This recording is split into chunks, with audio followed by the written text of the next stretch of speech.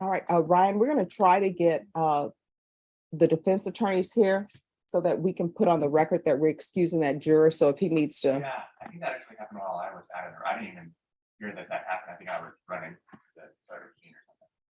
But Mark told me afterwards. Yeah. I didn't remember it happening on the record. Oh, no, it's not on the record. Morning. It's we rested yesterday.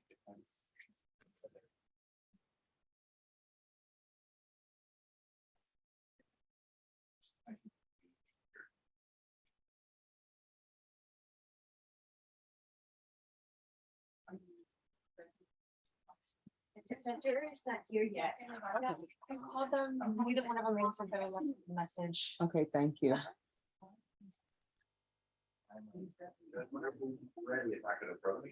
All right, just give me a moment.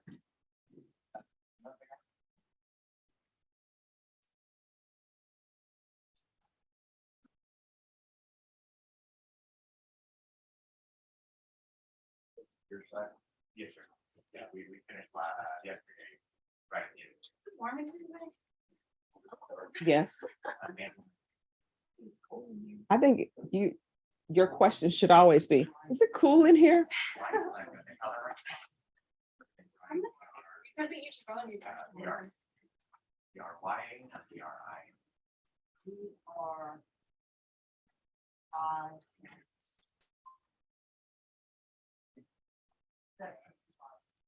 It's Friday. Oh, that's what it is. Oh, I guess like.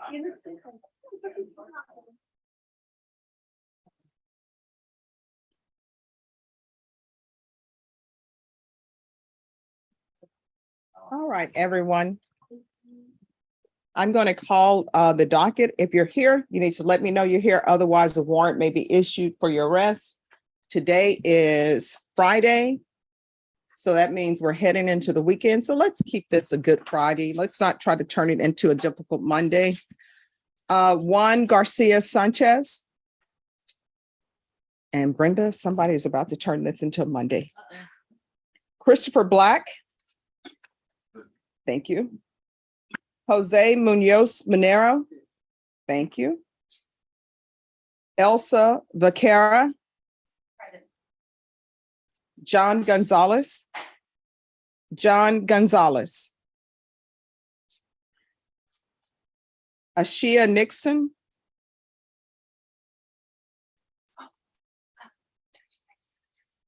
Oh, okay. Thank you. All right.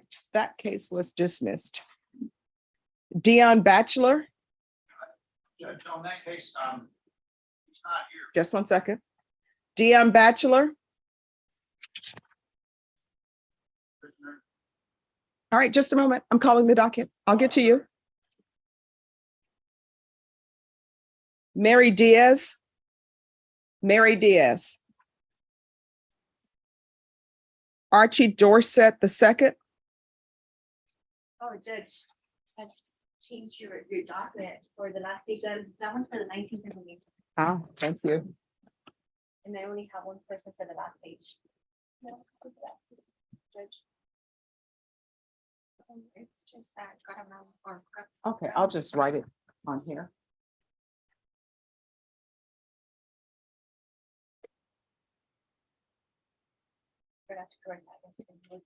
Oh, no problem. Thank you.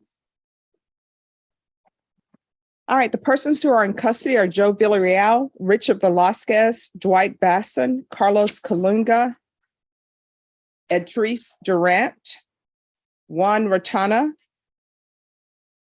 Brian Gonzalez, Maria Tovar, Augustine Adam, Linnea Ray, Albelardo Torres, Fabian Rodriguez, Michael Bennett, Benito Garcia, David Gomez, Brian White, Jorge Ortiz, Michael Bennett, and Carmelo Figueroa. All right, everyone, please confer.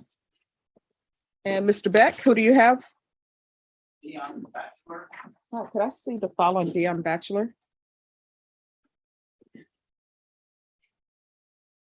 right, have you had contact with your client? No, Judge, he's been a prisoner and apparently he's out. That's why they didn't bring him over. Apparently he bonded out. Can you look that up for me? So he's been in custody, you know, I've been Just a in moment. close contact with him when he was in custody. Yeah, just give us a moment. Yes. Looks like you made bond on July 1st. Yes, so he made bond on July 21st, and we were here on August 29th, and it was recalled for September 16th. He had a misdemeanor holding him for $100. Oh, That's what was holding him. So, I mean, he that was, was on 17. Oh, wait, no. No, he's still in jail. He's still in jail? Yeah. On that case, he's in jail. Actually, yeah. I thought I saw him. I had that happen last week, this week already. Little obscure case there, because they don't bond and everything else. I think he's out. Okay, we're gonna check and see. Well, I mean, the bond was set, but he didn't make bond on it. Did it show he's in custody on that case? All right, Deputy Laura, I know it's difficult for you all to have someone brought over, so we're gonna recall him for Monday. So, we'll see you back on Monday. Okay, that's very considerate, Judge. All right, thank you. Last in custody here is here. We just, we're going to mention the difference from this report. Okay, thank you. Maybe you just got well in this case.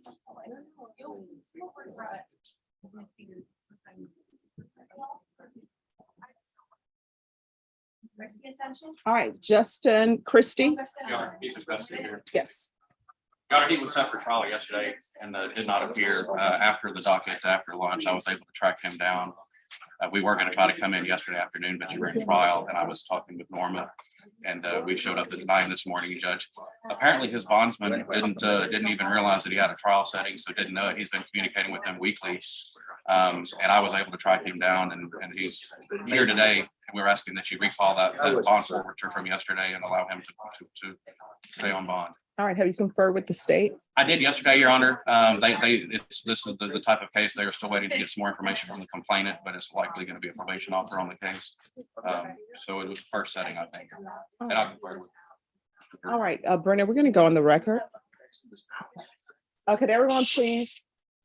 All right, the court is gonna call 2022 CR 7821, State of Texas versus Justin Christie.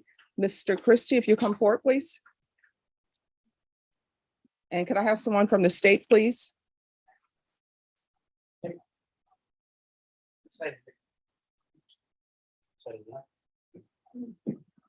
This is criminal trial division? Yes, sir. Yes, for the state, Daniel Osborne from the state. of for the Texas. defense. Happy to finish, Mr. Christie, Your Honor. And are you Mr. Christie? All right, Mr. Christie, you were scheduled to be in court on the 15th. You were a no-show at 11:22 a.m. and the court issued a bond forfeiture and remanded with you without bond. Is there a reason you were not present? I understand, Your Honor. Okay, everyone, please whisper. I'm taking full responsibility for not showing up, Your Honor, but I wasn't notified. I was contacting my bondsman. Like, I probably really fell off from it because I've been working since I've been out. Like I was homeless. So I started working, just got in from my apartment. It's a lot of things that's been going on. You know what I'm saying, Your Honor? So I probably slipped from calling them maybe like last week. So maybe like that's probably where the miscommunication came into play. I wasn't notified about court because the last time they told me about it, they said I was still waiting on the indictment. Okay. Defense? Your Honor, my client, like I mentioned to the court yesterday, his story that he just told you is what's been going on. Obviously, he immediately has taken the steps to rectify the situation. He even spoke to his bondsman yesterday as well. But we would ask that you recall the warrant due to the miscommunication and allow him to get a reset for another trial setting. State? Your Honor, if the defendant could show up the next day, did show up and take responsibility today, you leave up to discretion as to what to do. All right. Then I'll recall the warrant and reinstate the bond. Your next court date, and I'm gonna give you a reset form so you'll know when your court date is, Yes, okay? ma'am. Thank you. So you're welcome. So your next court date is going to be October 24th. Yes, ma'am. October 24th. Yes. Yes, ma'am. Oh, you're gonna get a piece of paper. And that's at 9 a.m. So now you know where the No, courtroom no, is keep going. located. Sorry, I'm not trying to laugh. No, I understand.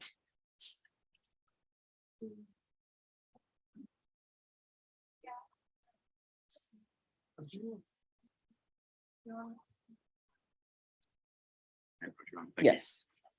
You're welcome. And counsel, do you have the discovery on this, or is there more discovery needed? Judge, I have gotten some of the discovery. I don't know if I have everything. I can confirm. on All that. right.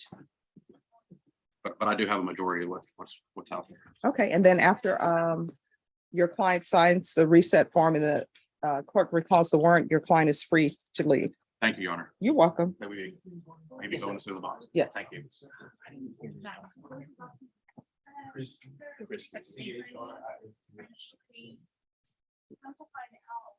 Representative. You wasn't listed in the report, but remember. For either side. That's that.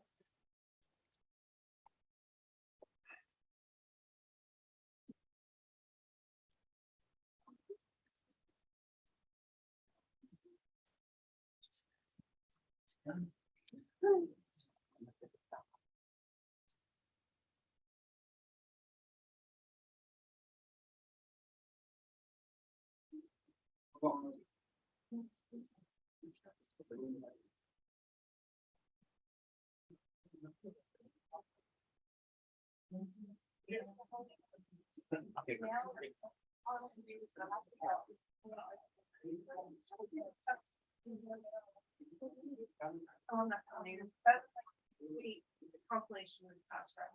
Yeah, but it's like. Yeah, we're calling it.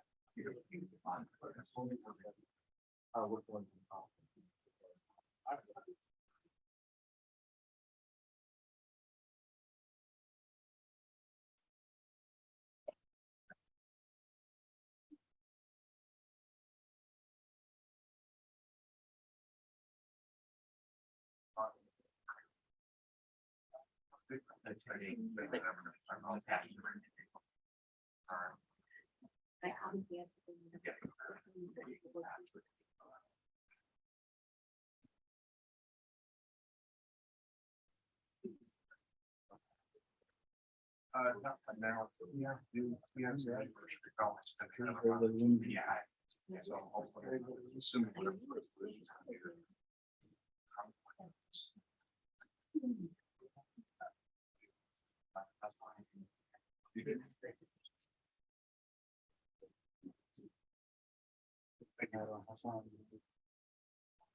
Morning, Your Honor. Morning.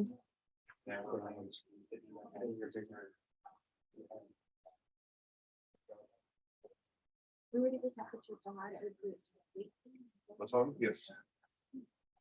All right, have you seen three pieces one?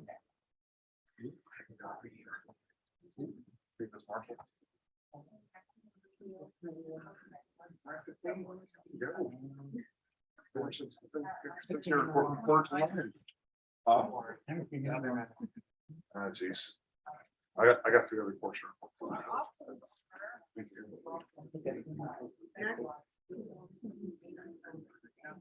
Morning. Good deal. Let me run down the hall. I gotta go to 227, and 226, so I'm all over the place. I'm not gonna forget about you, though. Thank you, ma'am.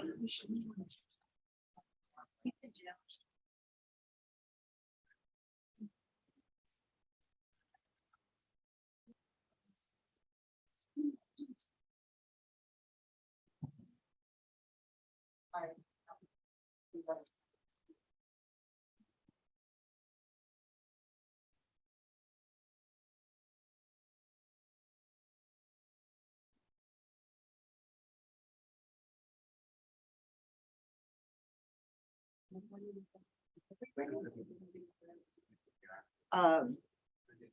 probably need a reset.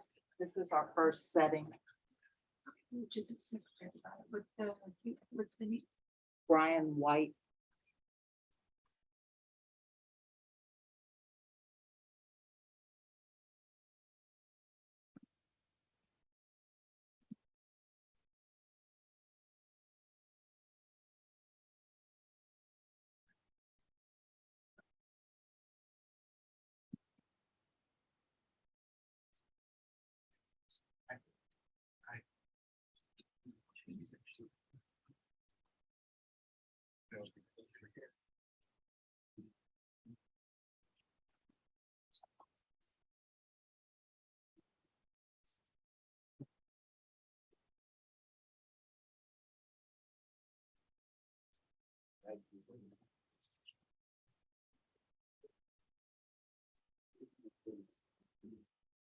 Criminal Trial Division, Ryan, I think you handled this case previously. At least both of these cases.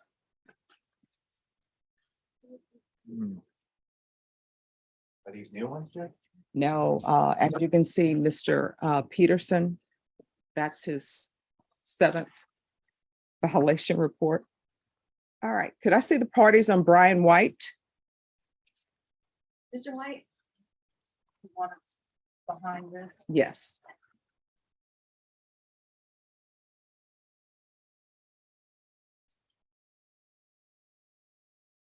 All right, what is happening with Mr. White's case? Where are we? Judge, I believe this is our first setting after indictment. Mhm. I need to file some pretrial motions, including a motion to suppress. We've been given an offer, which my client does not want. All right, do you have all the discovery? I believe so.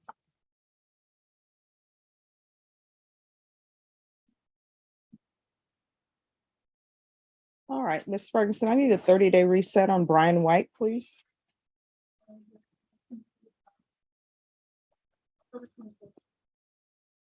All right, we're going to come back on October 24th. At that time, I'm going to want to, you ought to make sure that you have all the discovery. And I'll need an acknowledgement of discovery filed on that day. Yes, Judge. All right, and with regards to, Have a bond issue, which was referred to Judge Carruthers, Mhm. which is set next week. Does that mean you cannot deal with that? no, I don't have the necessary information to be able to set a bond. I would need to know his criminal history. I would need to know whether or not he failed to appear for court at any time. So I would have documentation, need documentation of that, and I don't have that. What you can do is you can tell defense attorneys if they want me to hear bond issues, the quickest way for me to hear it and have that information is if they apply for a PR bond. And then on the PR bond sheet, it would have all the information that legislatively I'm required to have in order to set a bond. That's interesting. I filed a motion to set bond. He's remanded without bond in this court. But it's taken forever to get it before Okay. Judge Carruthers. Yeah, so next time if you do that, then I'll have the information I need in order to set a bond. All right. All right. Okay. Normally I see if the state and the defense can agree, but legislatively, I'm not allowed to do that anymore. Thank you. Judge. All right, you're welcome. So we're going to come back on October 24th. And with regards to the motion to suppress, is that going to be dispositive or no? Oh, no, I'll leave. All right, if you can let me know that, because that will determine whether or not, if he does not enter a plea, whether or not it's carried with trial or we do it pre-trial. All right, thank you. Thank you, Judge. You're welcome. No, I'll see you next week. All right, thank you.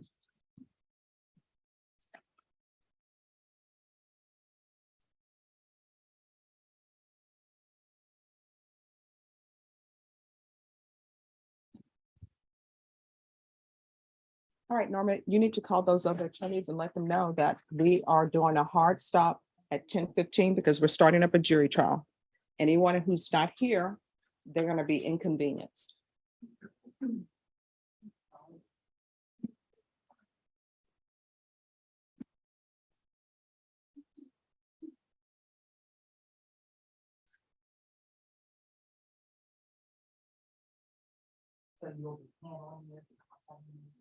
Brenda, did I say 11?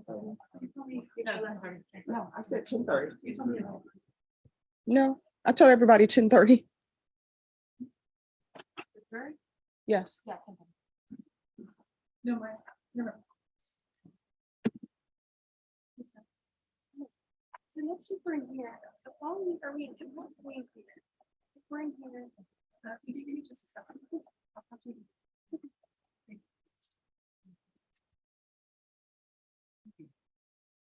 What's wrong? With the key. Dr. The file in there. John Gabriel Gonzalez. Okay, great. I'm seeing.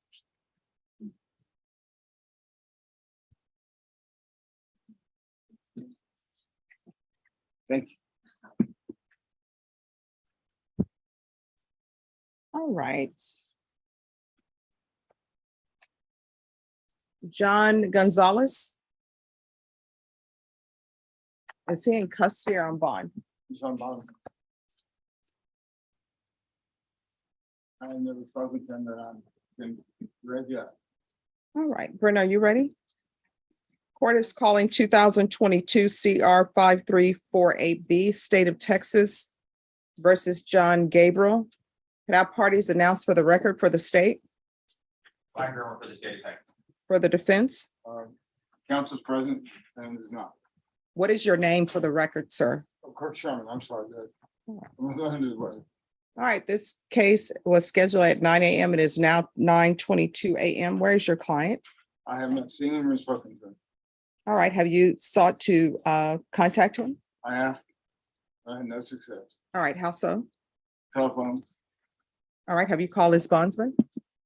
not as of yet. All right. Could you give him who his bondsman is? And let's call the bondsman and see if he knows where his, the person he has on his surety is. And let's see if we can get Mr. Gabriel here. Would the court consider recalling this next week? I'm not well today. No, because this was set on July 13th, 2022. And from there, it was reset to today. And I see that there's been another setting for August 15th, and nothing has been done on this case. So let's see if we can find out from the bondsman where he is. And you can call the bondsman and see if your client is available. Okay. Thank you. Your Honor, he sat out there. All right, thank you.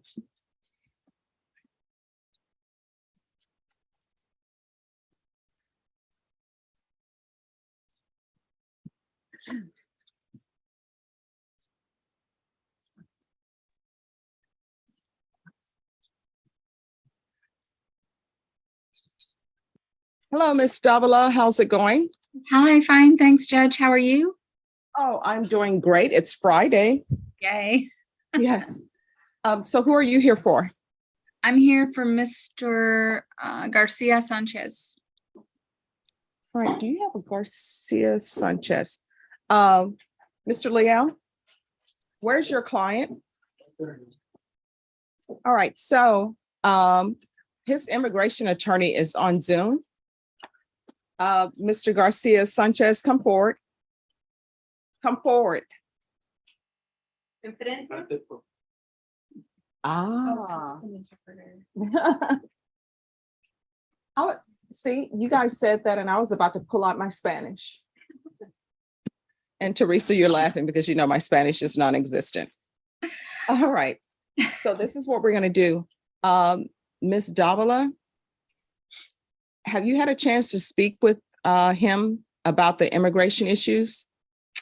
I have. I've spoken with Mr. Garcia Sanchez last week. We're looking for his file because apparently I represented him like 10 years ago. So we're at storage looking for the file. I need to go through some documents to see exactly how the pending offer and the Mhm. original charges could all affect his immigration status. Okay, so how much time do you need? I don't know if Your Honor could give me 30 days. Yes. Okay. All right. Thank you, Judge. Ms. Ferguson, can I have a 30-day reset on Mr. Garcia Sanchez? All right, so.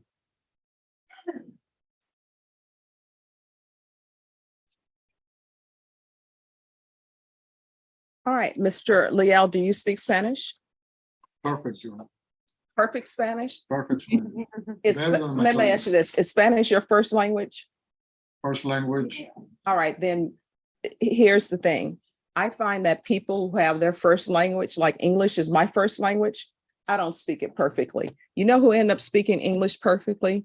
People who have English as their second language because they learn and to follow all the rules. So you're Spanish and Ms. Davila, if Spanish is her first language, it's not perfect. The person who has perfect language in Spanish is somebody who learned Spanish. So there you go. So are you able to communicate with your client? I object to that characterization. My Spanish is perfect. No, it's not. I doubt that, but okay. Well, I mean, you know, you don't speak Spanish, Your Honor, so you can Oh, yeah, I do. judge me. I'm judging you. But my English is not perfect and it's my first language. Nonetheless, I can communicate with my client. Yes, that's the question I need answered because you know who taught English in college for me? Somebody from India. And their Oh. English was perfect. Wow. So, They were colonized by the English. That's okay, so now we're trying to do history. Okay, I will go toe to toe with you with history because I absolutely love history. All right. So if you can let your client know that his case is going to be reset for October 24th at 9 a.m. lo van a posponer este caso para octubre 24 a las 9 de la mañana. Okay. All right. And see, Teresa, see, I knew his Spanish was not perfect, but because he was searching for words. He's like, So there you go. Oh, no. Yeah. No, the reason being is that I'm half awake, right? Yeah. All right. And can you let your client know that he can't be late again for court? He was late today. Que no debe de estar usted relajado para llegar a la Que llegó tarde. Thank you. Okay, listen to Teresa Garcia, Teresa Cos-Davila. Could you tell him he was late for court and he cannot be late again, Miss Davila? Que usted llegó tarde el día de hoy y que en el futuro ya no puede llegar tarde. Es que había un acontecimiento en donde venía manejando, hubo un accidente y por eso siempre llego temprano. There was an accident. He usually shows up early, but today there was an accident when he was coming in and it delayed him. Okay, all right, thank you. All right, so we're going to come back on October 24th and Ms. Davila will have information regarding immigration for us. So Ms. Yes. Ferguson will give him a reset form. Thank you. You're welcome. Thank you. Thank you so Thank much you. for zooming in. Have a great one. Thank you, you too. All right, Take tell your care. son congratulations Oh, on thank you so graduating and much. everything. Thank you very much. He's in his holding pattern now, waiting for the results. Oh my gosh, isn't that's the most The worst. anxious time? Yeah, The worst time. but he's going to do great. He's going to pass the bar and then it's going to be you two having your practice. Thank you so much. Thank you. Thanks. Bye-bye. Take care. Bye-bye. Bye-bye.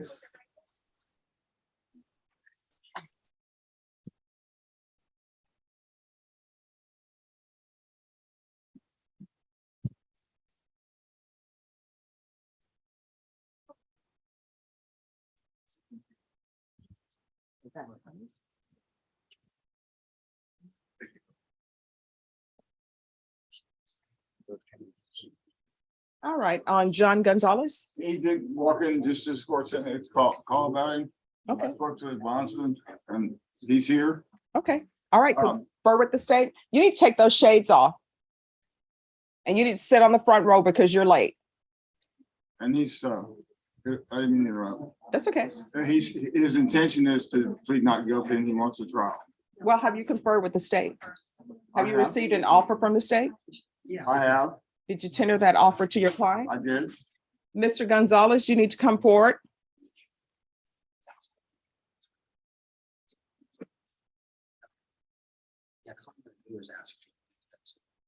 Yes. Why were you late for court? I was running late, I'm sorry, You need to speak up. I can't hear you. And everyone, please lower your voices. Why were you late? just timing and missing pretty much carpool rate. All right, so here's the thing. Whoever you're carpooling with, they don't have to be in court, you do. And if you're late for court again, what's going to end up happening is we're going to make sure that you come to court on time. You know how we do that? You come over in orange. So if you don't want that to happen, you need to be on time. Do you understand? Yes, All right. Have you received an offer from the state, Mr. Gonzalez? Yes, you did. This is the first time I've even met you. All right, so you guys need to step back. Your attorney is I'll going to be glad confer to. with the state, and then state, are you prepared to make an offer on John Gabriel Gonzalez? It's a possession case. Yes, sir. All right, and then what's going to end up happening is your attorney is going to let you know what the offer is, and you need to let the court know whether or not you're accepting it, okay? Yes, ma'am. Yes, ma'am. All right, thank you. Just have a seat.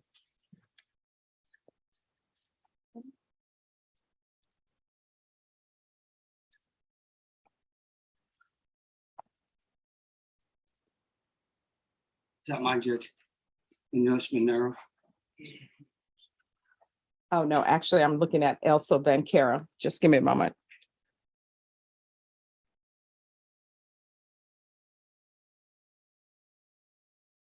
All right, where is Elsa Vaquera?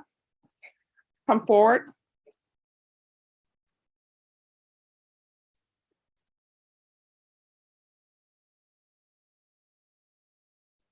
Who's your attorney? Edward Piker, Where is he? he's on vacation. No, my understanding is from the note that was left from Judge Her is that you are going to hire an attorney. Right, and it fell. So you're it not didn't hiring come an through. attorney? Yes, it didn't come through. All right, so you're not going to hire an attorney. Is that correct? Correct. All right, Ms. Ferguson, give me a reset for this case, please. That will be 1 second. Reset, how long of a reset do you need on that? When is Mr. Piker going to be back?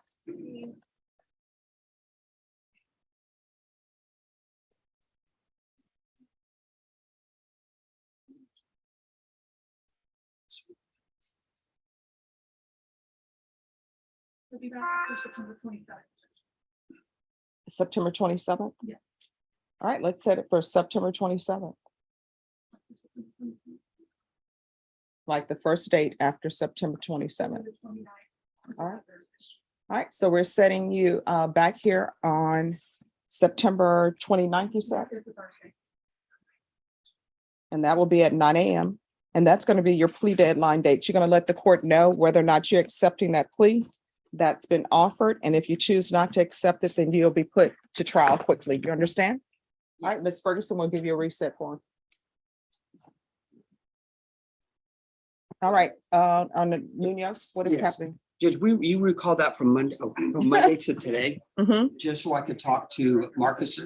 Yes. So I could point him out the video and the phone call that and I just talked to him, he's gonna look at it.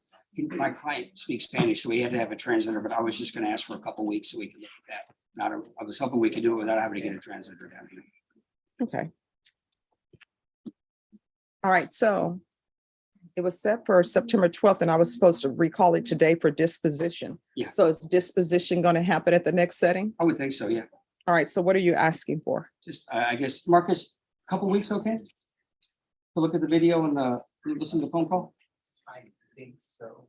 I mean, All right, because we were set and I put in the notes.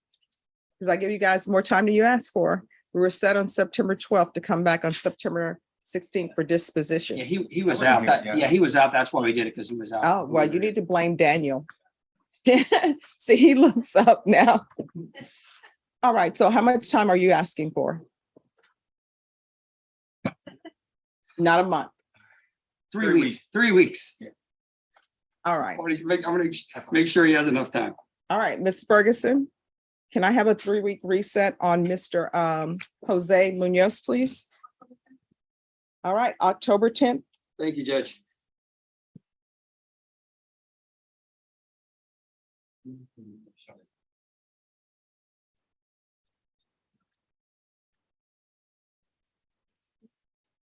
David Gomez.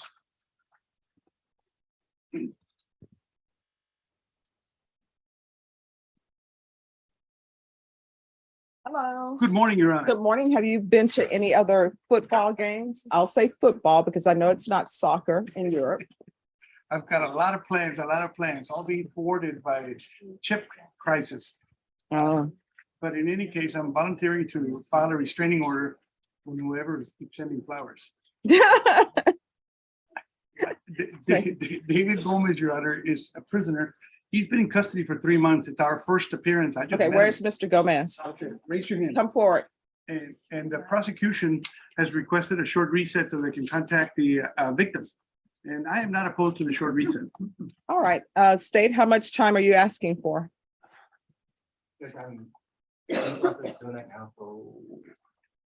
I think 1 week would be enough. That'd be perfect. All right, Ms. Ferguson, can I have a reset date for next week for this case for disposition? I can. Want to do that Friday, the 23rd? All right, we'll be back on September 23rd. Friday the 23rd. Thank you, Your Honor. Yes, thank you.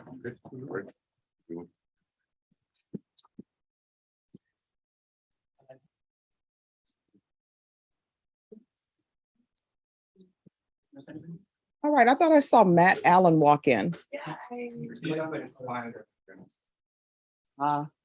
Okay.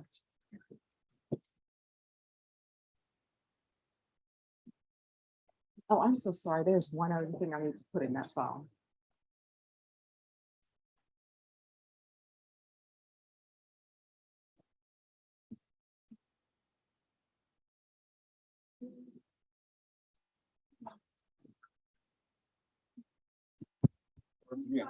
Yes.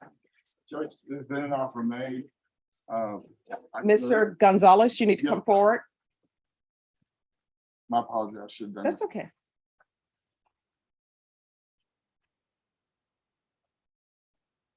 It is an offer, but somebody else was involved and has already taken responsibility for the drug, and I need to look into that. This is the first I've heard. All right. All right. So, Mr. Sherman, what is happening with this case? A week, 2 weeks, 30 days, whatever you give me. No, I mean, where are we? Do you have all the discovery? I have everything I need. To answer your question, yes, ma'am. Okay, thank you. And Mr. Gonzalez, you received the state's offer? I just really see previously for the invitation time.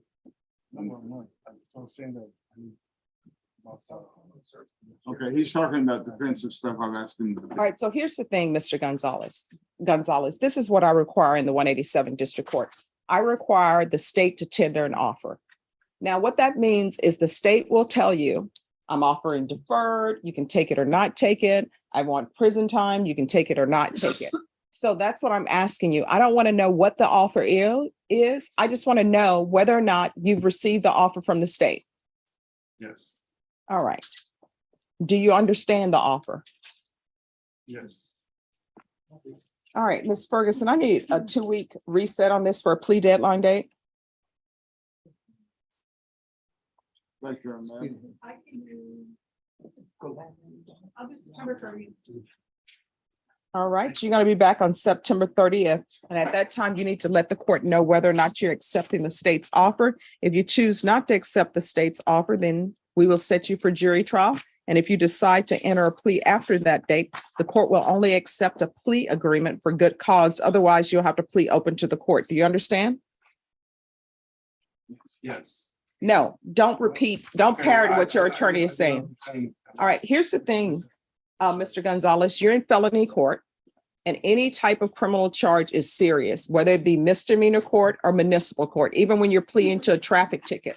The reason why it's serious is because those have effects and it impacts your life. And usually it impacts your life negatively. So if there's something that I'm saying that you don't understand, if there's something that your attorney is saying that you don't understand, or the state is saying that you don't understand, you need to speak up and let people know. You understand? So we're going to start back from the beginning. In this court, I require that the state tender an offer. Do you understand what an offer is? Yes. All right. Have you received an offer from the state through your attorney? All right. Do you understand it? Yes. All right. So I am resetting this case for September 30th. That is your plea deadline date. What that means is if you decide to accept an offer, or if your attorney makes a counter offer to the state and you all want me to consider that, then you need to have that done on September 30th. Right. If you decide not to accept the state's plea, or you all don't come to an agreement by September 30th, then you're going to have a jury trial. When that jury trial date is given to you, if you decide, shucks, I should have accepted that offer, or I want to enter a plea, in order for me to accept that plea, there has to be good cause for me to accept it. You understand? We mean good cause. I mean, there has to be a reason for why you didn't accept the plea on September 30th. You understand? And if you decide to enter a plea and I'm not accepting your agreement, that means you're going to have to plea open to the court. You understand? No.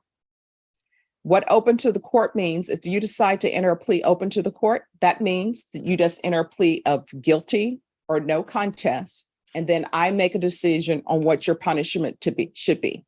Now, mind you, the state will get a chance to say what they think your punishment should be. Your attorney will get a chance to say what they think your punishment shall be, but I will make that decision entirely on my own. You understand? All right. Is there anything that you do not understand that I've just discussed with you? All right. So again, how old are you? 32.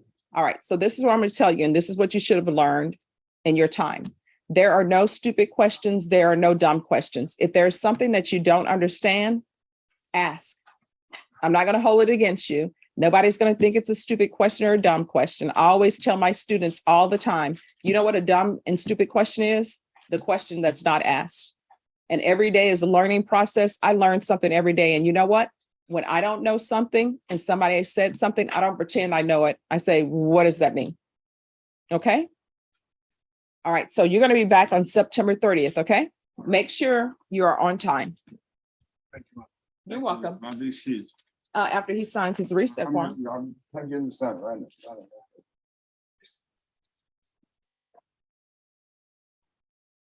Thanks again, Joe. You're welcome.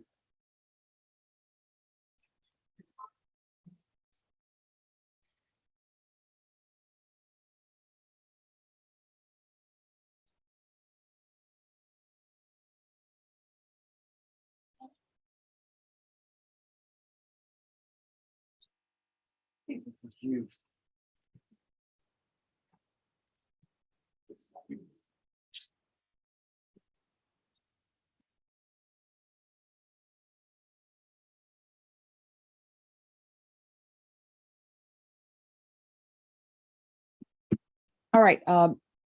Matt, can you have Mr. Laura come down, please? Guillermo Laura?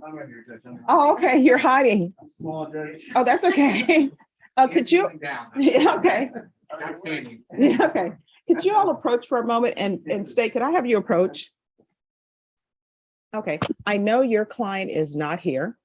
All right. That's great. But we do have a juror, as you all both know, that needs to get to Dallas. And we can put it on the record when your client is here. But I don't want him to remain here if ultimately it's going to be, we're going to release him to go to Dallas, because I don't want anybody rushing to wherever he needs to go. I think he had some issue with his wife and he needed to take her there. So is there going to be an objection? It is juror number 3. Is that right? It was actually 23, I believe. The original 23 and now 3, Judge. And now 3. We have no objections, Judge. Are you guys going to have any objection to that? No, Judge. All right. So Deputy Laura, can you just have Mr. Stevenson come out here, please? And have him bring his items. You're all right, if I may, I just need to finish up the plea. Oh, no problem. All right, thank Thank you, you. I think I can handle it. Yes. Barely. It's- please.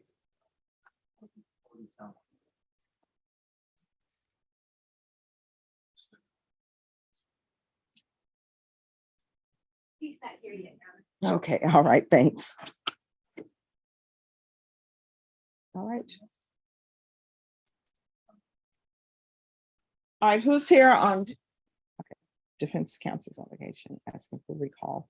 All right, on Atrice, we'll recall it for the 19th. Wait a minute, this is the one where we were doing the plea on, right? Who's the one who's? Oh, you said you're not.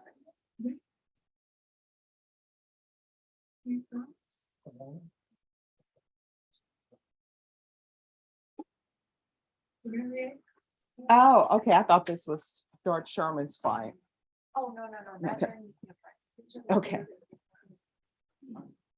All right, so Deputy Laura Atrice, can you let her know that her case is going to be recalled for September 19th? And let her know that her attorney is unable to appear today.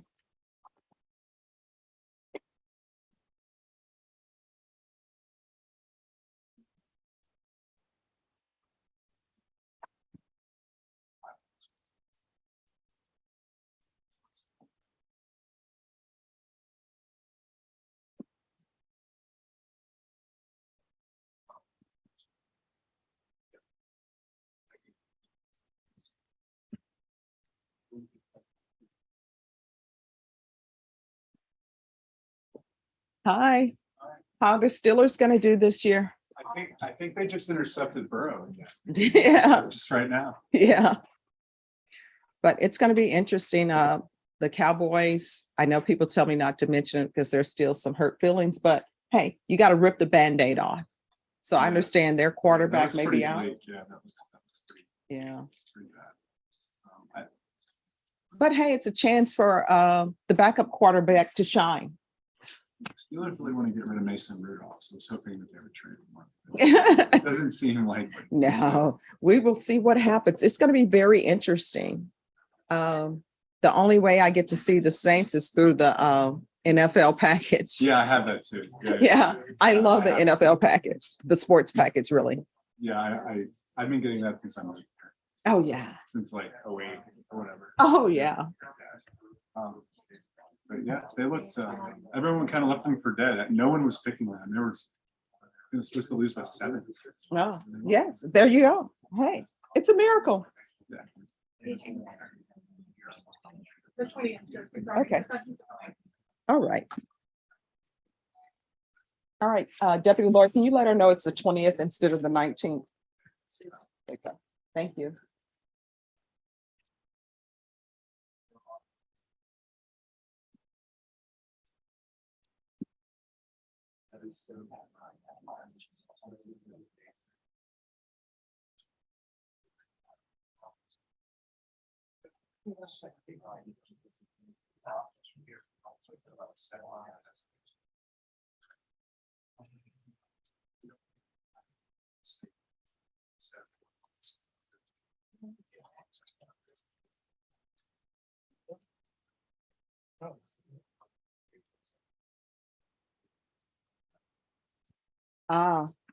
Bashan, I just sent you an email on Melinda Gonzalez. Could you resend that to me?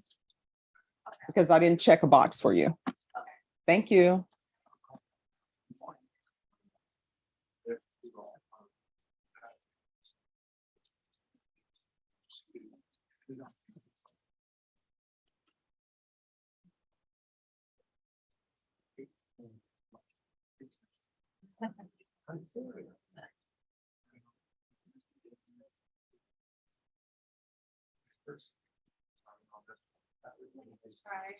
What? I said nice try.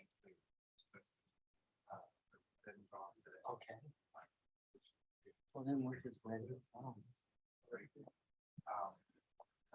Maybe. I'm sure.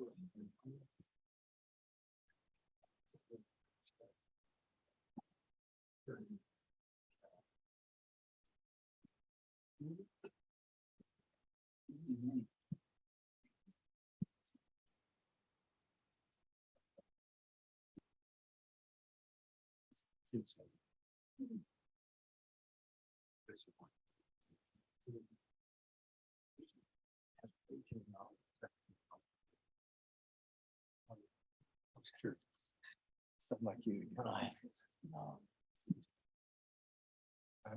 Oh, I know. What is gone?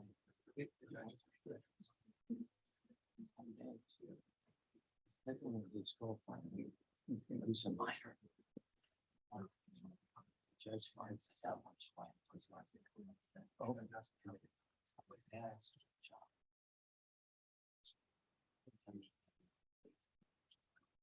I've got her. Not with him. Listen, I'll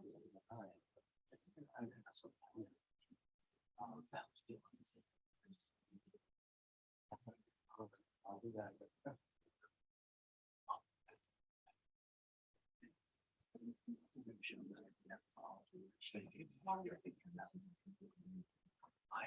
Okay. We're all in jail. Okay. All right, Deputy Laura, can you let Benito Garcia, Mario Tovar, and Richard Velasquez, that their case is going to be recalled for September 19th at the request of their attorney? They are out of county. Thank you. How can I?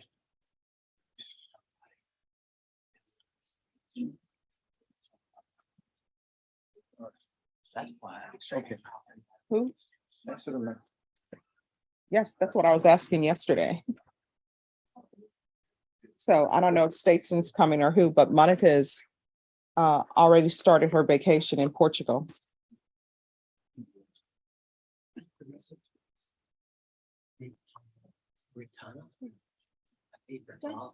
Yes.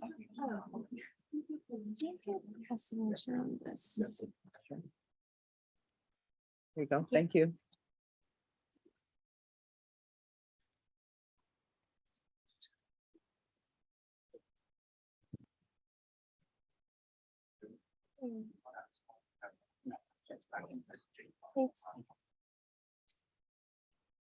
Just a moment.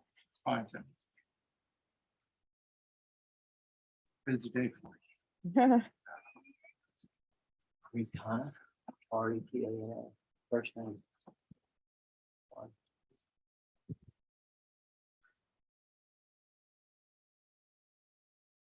So this guy's. Wow.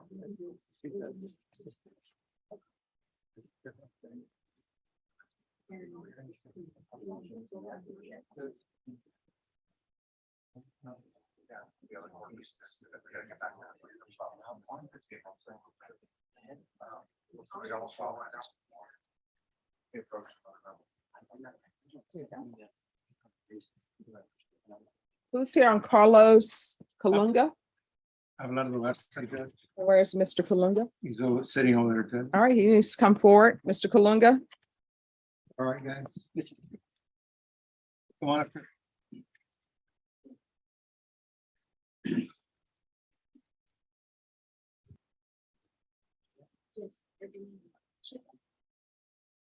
Brenda, do you see what page Mr. Kalunga is on? On the first page, NPR. Ah, thank you. All right, what's happening with this motion to revoke?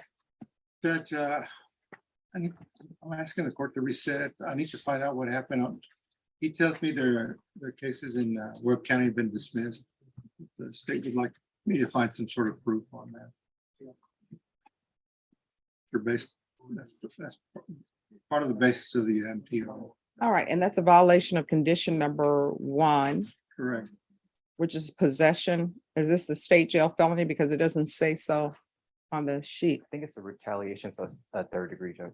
Or, sorry. Oh, the I new just have a number one? possession. Oh, I'm not sure. Yeah, there's no retaliation. I'm talking about the motion to revoke. Mhm. So on the motion to revoke, there's a violation of condition number 1, and that's a possession case. Is that a state jail felony that he's alleged to have possessed? Or is it, I believe it was a state jail. I'm not real sure. does the, I'd have to check with Webb County. That's correct, Judge. I don't know. And that's part of the, I guess what happened with the case will affect what how we're recommending proceeding. All right, so I can tell y'all, if it's a possession, that's a state jail felony, then I'm, state, I'm gonna proceed in a certain way. Because the only thing I see violations on here is that possession case, the not reporting for May and June. Right. At the community service hours and not doing counseling. And what is this counseling? This serving children in need. What is that? Or serving children and adults in needs, in need. Does anybody know what that counseling? Probation. Thank you. And I will look it up as well.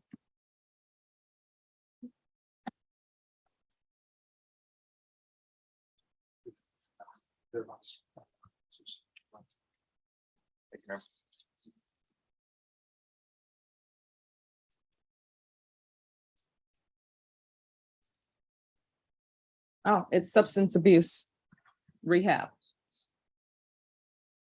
All right, Ms. Ferguson, can I have a contested hearing for Mr. Kalunga, please?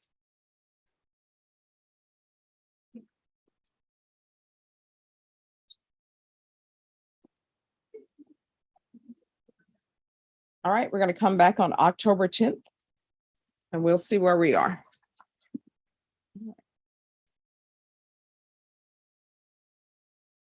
Thank you. You're welcome. Yes. Who's here on Juan Ratana?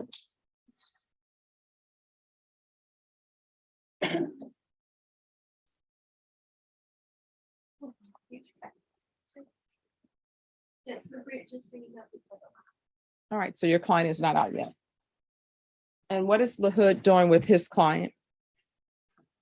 I think he's trying to get a hold of Leo Marshall, who's on the new cases, Okay, so they can both work. all right, thank you.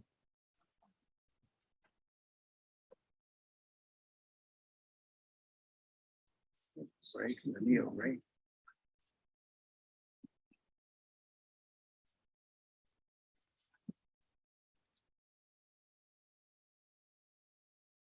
All right, Lania Ray.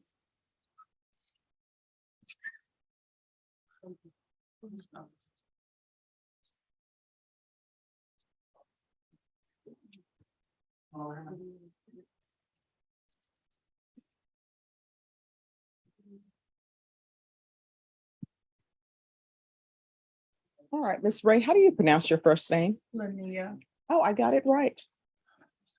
All right. Where are we on this case? This is our first appearance, Your Honor. I found that there is some discovery I don't have yet. You've signed an order to allow me to see that. All right, and is that the CPS? Yes, it is. All right, Ms. Ferguson, I need a 30-day reset on Lania Ray for discovery, please.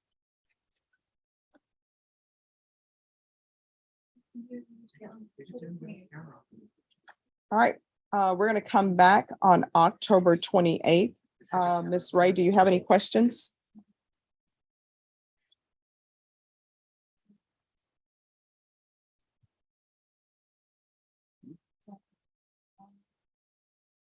See that, she'd like me to ask you about reducing the bond at this point, Judge. I have no problem now. All right, so well, the best way for that to happen, because I need certain information before me in order to do that.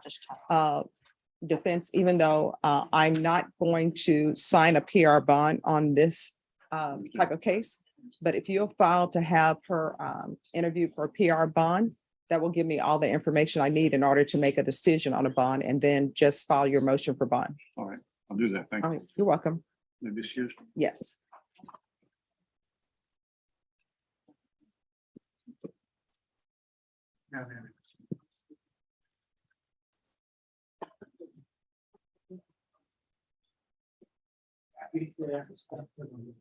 All right, Norma, on Lania Ray, they're going to file a request for a PR bond, just so I have the information I need to, in order to set a bond. So if you can make sure that's notated.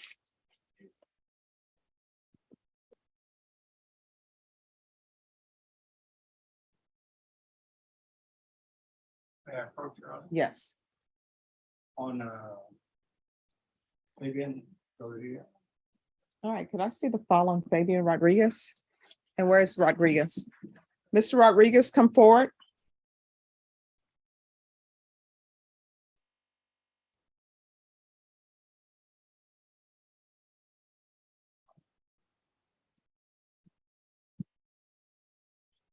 All right, yes, what is We happening? have a plea worked out, Judge. All right, just do the paperwork. That's what I was wondering, because I Okay. know you, Yes, we're gonna cut off at 10:15, so get the paperwork done. All right, thank you.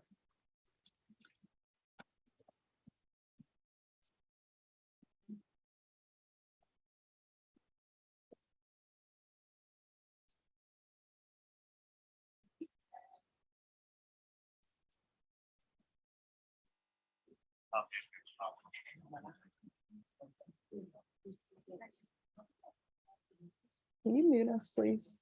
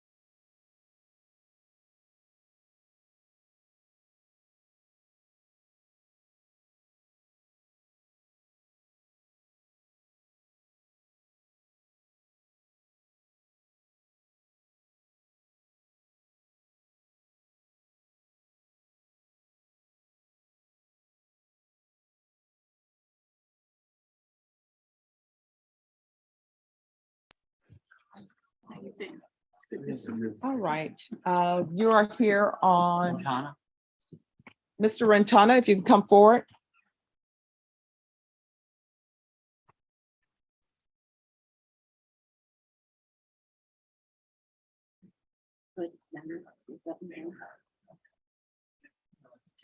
All right, so, good morning. So, you all have received all the, discovery, is that correct? And that was the problem last time. And it was oversight on my part. There's just jail calls. They're referenced within the prosecution guide. But I'm having my investigator pull them now.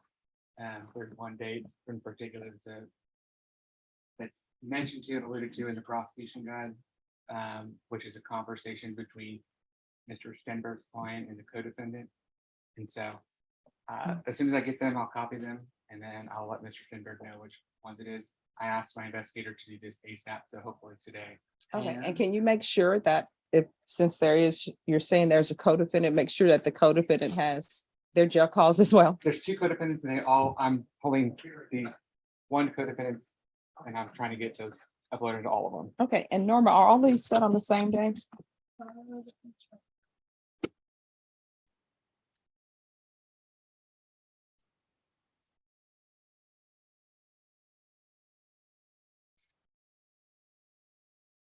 The other thing is the Honorable Assistant DA promised he would indicate to me which jail call I relevant. I will, when I listen to them, I will let him know which ones are relevant, but there's one particular date I should be able to narrow down pretty quick, which is. But I'm sure you will listen to all I of them. can't hear a word you said. I said, I'm sure you will listen to all of I them. don't want to listen to all of them. I only want to listen to the ones that they know are relevant. I mean, that's completely up to you, but I'm saying, I think your client would like for you to listen to all of them. No. The other one's set on September 22nd. All right, so we're gonna come back on September 22nd, and these cases need to be kept together. So there's an A, B, and C, and where is B set? PC. September 22nd is not a Tuesday. Or is it? No, it's on Thursday. I have a vacation letter on that week. That's My daughter-in-law is having. I think that's why this case was set today. The other two are set together. Okay. Oh, so when is your daughter-in-law having her? I'm sorry, You said that you have a vacation letter and your daughter is having what? Your daughter-in-law? having surgery, major surgery Okay, that morning. all right, and when is that? Is September 22nd good for you or That not good? week of that, Tuesday of that week, what, and that's what I'm thinking. If it's not a Tuesday, I'm ready. I'll be here. I can be here. Okay, it's a Thursday. Okay, we're fine. All right, you sure? September 22nd. Yes, and if something happens where, which I know it will not, I know the surgery will be successful, but maybe if she needs some more help or something, and you can't appear, just call in and let us know. No, I'll, on 22nd, I'll be here. Judge, can you put that on September 29th? All right, put that one on the 22nd and call the attorney and tell them we need to keep these cases together. Thank you all very much. Thank you. Yes, you may be excused. I didn't put on the record what I said about Every word. I'll see Mr. Sinner. Take care, neighbor. I love you. All right, Christopher Black. All right, Mr. Black, come forward. All right, there's some sort of a video. Yeah, Judge, and I need to see this. Okay, so where's the I just video? got, I just got this less than a month ago, this case. I understand. We were here on August 29th. And so I was told that there was some video and it was recalled today for some video. And I have in my notes that there is an issue with a video from the state and the defense. So what is the status of that video? Is it their video? I mean, I think both of you all said you had videos. I don't know if it was dueling videos or not. I'm here. I think that he had another attorney, and so I'm just trying to. I just got appointed on this. So let me find out about the video. Okay. And then we'll view it, and we're just gonna need. All right, well, I want to make sure there is a video. Judge, yes, it looks like there was a Ring doorbell video associated with this case that was uploaded to one of the misdemeanors, and we just had it transferred over to this one, so it should be available to defense. Okay, I don't represent him on it. Does he have pending misdemeanors? They're closed out now. Oh, okay, yeah. But there was an issue about a video that people wanted to see. All right, so it's uploaded to, okay. All I right. just need to get that. So, Ms. Ferguson, can I have a 30-day reset on Black, please? All right, and state, did you make an offer in this case? Yes, Judge. All right, so October 24th is going to be your plea deadline date, Mr. Black. So what will happen is we'll come back on that date. You'll let me know if you're accepting the plea or not. If you choose not to accept the plea bargain agreement, then you'll have a trial setting. But after October 24th, the court will not consider any plea bargain agreements without good cause. Do you understand? Yes, sir. All right, thank you. Thank you, Ms. Judge. Ferguson will give you your reset form. Thank you. Just keep it You're on there, welcome. sign this.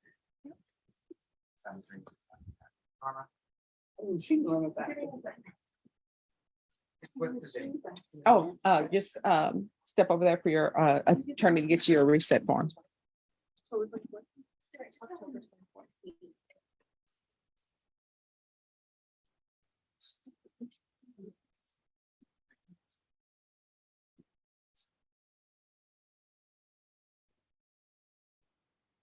What is Ambrosino doing with his case? Does anyone know?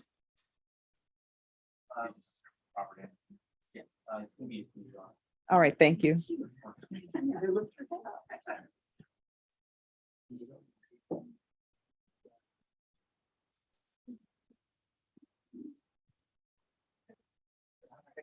Yes. Oh, yes, can you?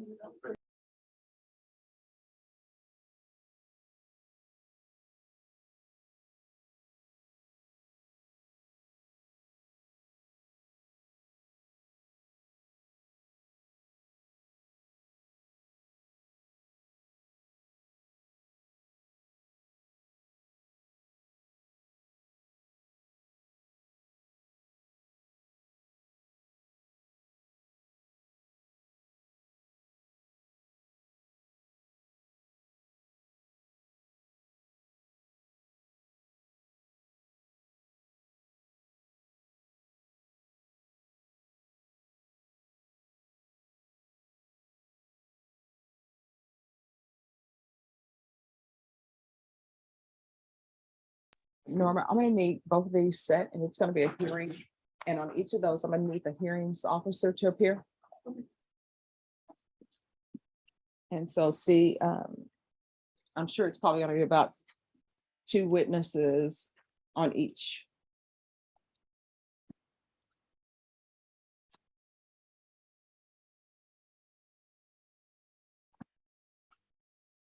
Okay, awesome. But we're waiting for Matthew. And Laura, thank you.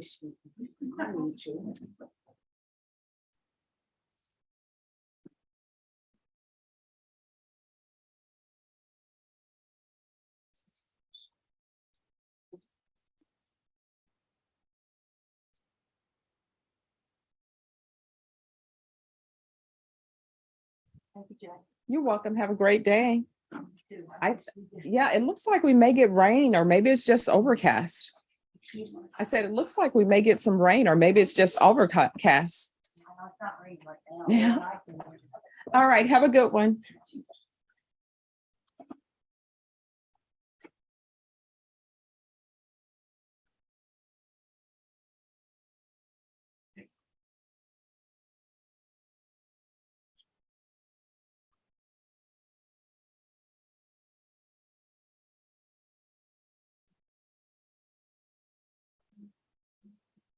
Brenda, do you have real time up? Yeah, something. The Wi-Fi was being weird. Okay. You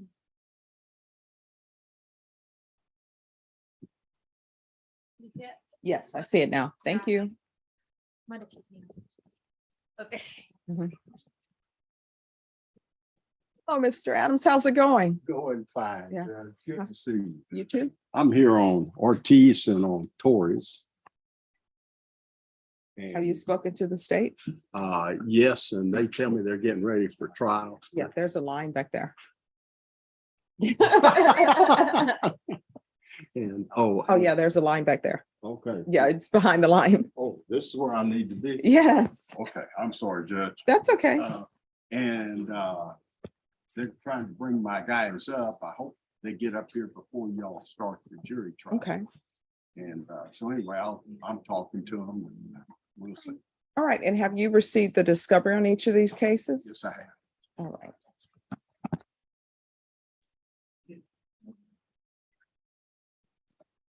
And was the state able to tenure you an offer? Not yet. Okay. I asked them to dismiss all the charges. And They won't do it? they're hesitant. Okay. I'll work on it. All right. Let me ask them.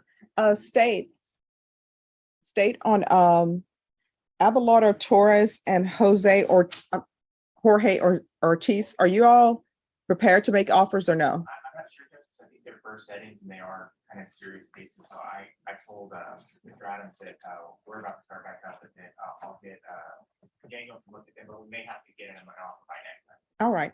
Ms. Ferguson, can I have a 30-day reset on Torres and Ortiz? All right, so we're going to come back on October 24th. At that time, the state will be prepared to make you an offer.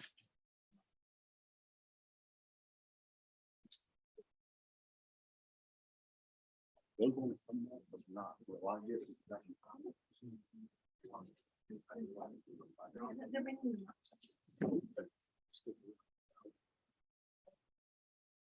I think y'all.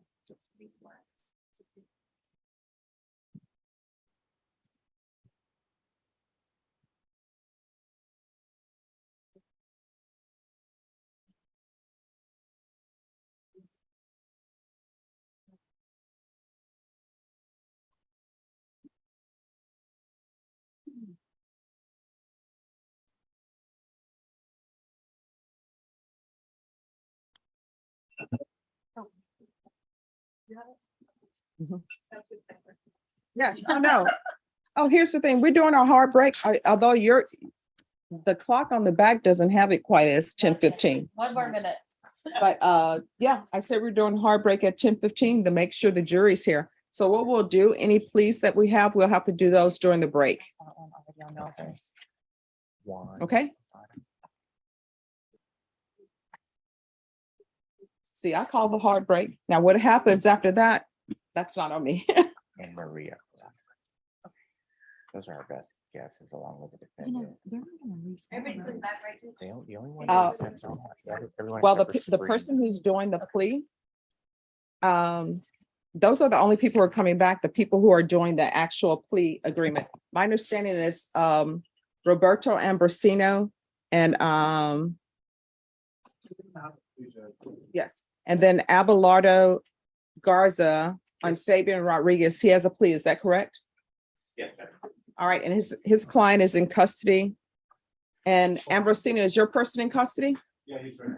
All right, so those two will be coming back.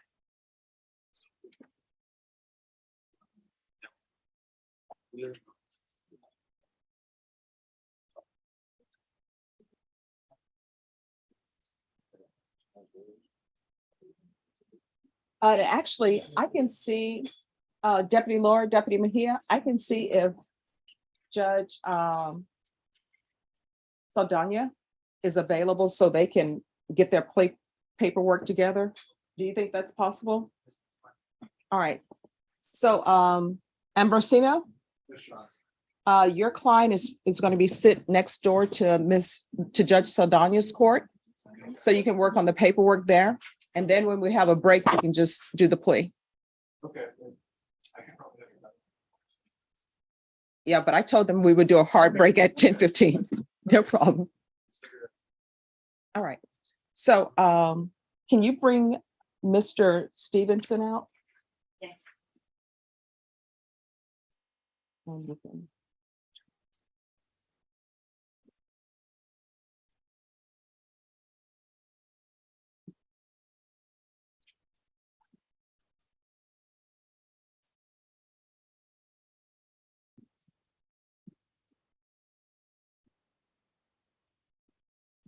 And Deputy Mejia, we are going to need to hold on to Vanson so that Vanson, Okay. Dwight. All right, thank you.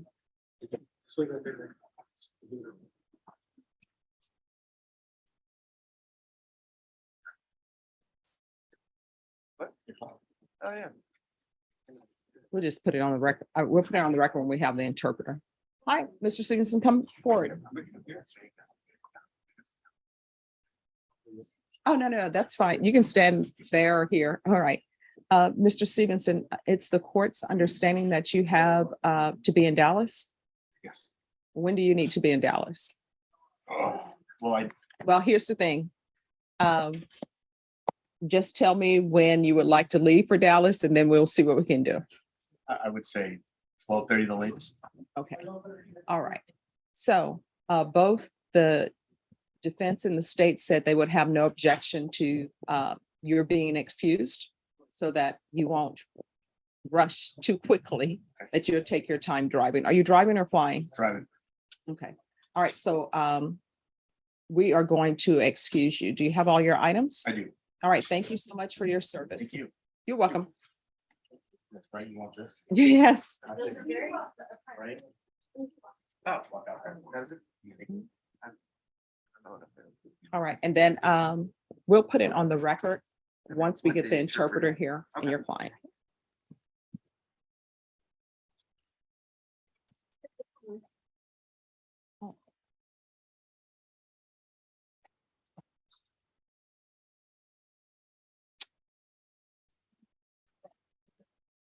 But Shauna, thank you for the timer.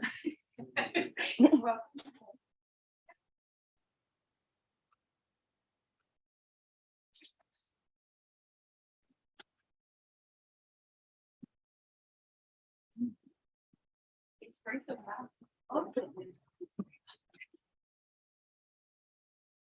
Where is this at? Into the night. Okay. There was an 80s song, Into the Night. It's gonna come to me. Is it Hold On to the Night that you're thinking of? I think it was by Lionel Richie. What was Lionel Richie? She said a fragrance is into the night, and I remember a song, Into the Night. We were running into the night. Yes. Is that Lionel Richie? I don't think so. I'm trying to remember. Unless I'm thinking of a different Into the Night song. Yes, For the please store them into the paperwork and then during break, they're gonna come back to it. yes. Maybe my files were y'all. It is. No, it was Running with the Night, Lionel Richie. Into the Night. Go to Tuesday. Yeah. See all the ones in trial? What's up with this guy? You got a lot for me? It's one. Okay, yeah, let's see that, 'cause I think he's interested. And Mr. Bonk, I am. I tendered the parole disc to the state per your Have they request. So that, tendered you the dismissal yet that goes with No. it? well, they said that they will make a copy for you. Okay, I'll check with Marcus. I told my client, the good news is they got it now. It sure as hell better say what you said. It's. There we go. We'll see what happens, right? Get what you got. I'm just a servant of the people. He tells me to get it, I get it. He's pretty adamant, so I'm gonna stay with these on this time. Yes. And I'm going to get a setting for them. Well, except for Dwight Basson. Norma, can you see where Cleophas Marshall is? And what about, Yeah, I've been there many. Who is his client? Adam Agustin? Well, let's keep Mr. Augustine. Yeah, we're conferring, we're gonna may have a, you said you're gonna take pleas during the break or something? Yes. Maybe, depending on the generosity. This table to my right. We may be Yes. able to get something done. Okay, what page is Augustine on? Because I don't have him on my docket. We have, Michael Bennett also.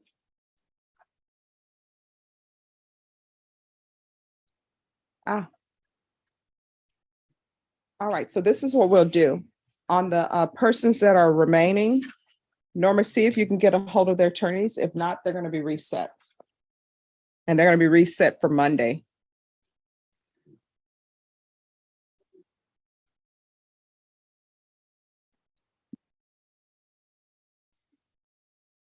I'm in here Monday if you want to bring my guy back Monday. If it's easy. Oh, no, we can do it. But I appreciate the offer. Of course.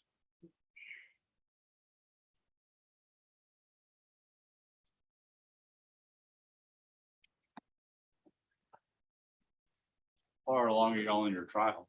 The state has rested, so defense have witnesses, Are you doing punishment or are they doing punishment? jury.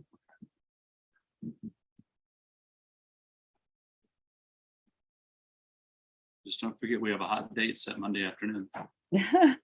You did rescind your order, correct? Yes. Okay. So we will have Mr. Curtis set.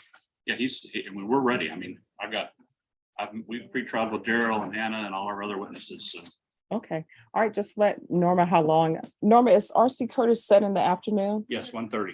Okay, It'll take the afternoon probably. okay. All right, good, you. I know. Now we're gonna start with the How about this? All right, Norma, have you been able to get in touch with Miguel Hernandez? All right, okay.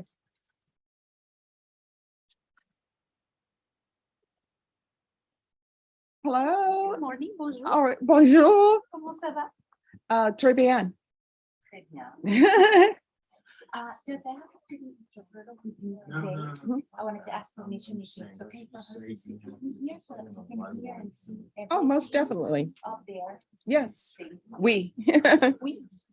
Merci.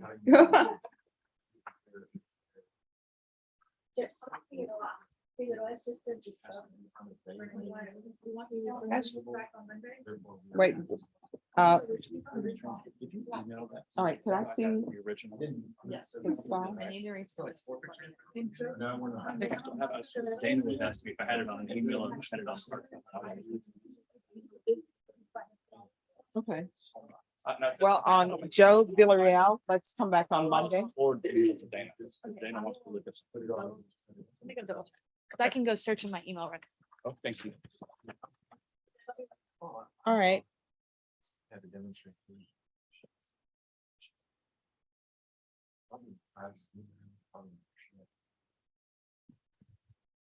All right. So Deputy Laura, can you let Mr. Villarreal know that we're going to bring him back on Monday? There are some provisions here. And then Figueroa, was that, you said that was just for discovery? All right, so who is the prosecutor on Figueroa? Huh? All right, Daniel, do you know on Figueroa, because the reason why it was reset was because they didn't have the incident detail report? I provided that last night, Your Honor. Okay, awesome. I emailed her a copy and I uploaded it in the discovery too. Okay. All right, so on this one, Norma, we're gonna come back sometime next week. What date? Thank you. All right, you're welcome. Am I gonna like it? Kind of nervous. Let's see. I've seen better. Seen worse. Probably seen worse. I've seen worse. And I just maybe talk to him in the back. Will it be easy for you? Whatever you want me to do. Want me to walk around? No, it's fine. I don't know my partner. I don't know when you could be me. I don't know what to do with them. Okay. I don't know. That's the email that I'm so many. I remember Daryl bringing me up. I think it's just, And then I put them in envelopes for all of y'all. okay.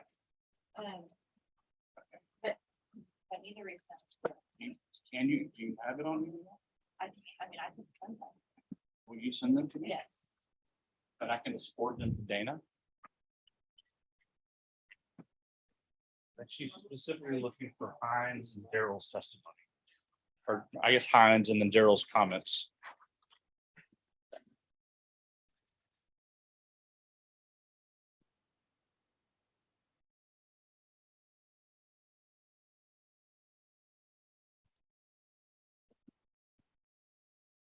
Okay, where's defense attorneys?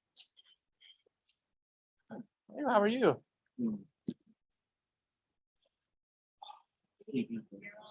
Nightmare? Yes. Downtown? All right, thank you. Oh, I Yes, was guessing. please. Did you really? Because I promised everybody we would start at 10:30. I can help this. Thank you. And Mr. Parada? Of course. Thank you so much. Yes, if you come forward, please. How do you say come forward?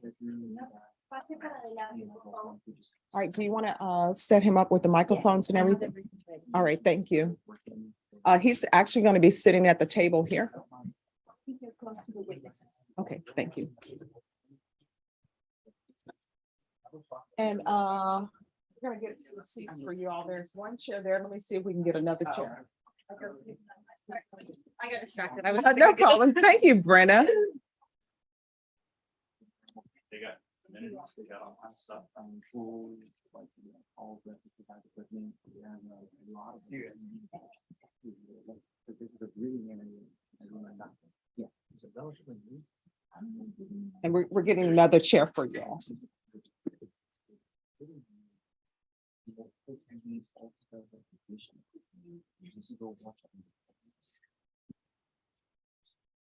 Thank you. Do you want to check and see if it's working? Yes, I will. I think it'll enable my sound check. All right, thank you. Y'all gonna be somewhere? Yeah. I mean, as soon as I talk to him, I can, stay close. I'll let you know whether or not we need paperwork. Thank you. And Charles, they're gonna have your client in the courtroom next door. They're gonna have your client in the courtroom next door. I'll walk next door.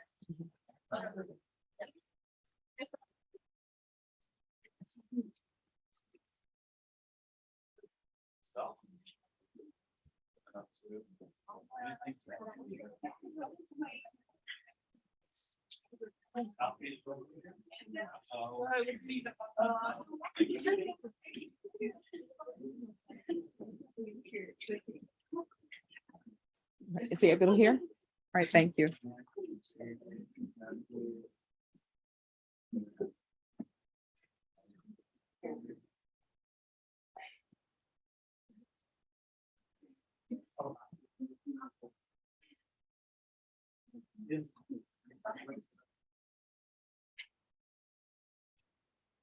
Don't spill the drink.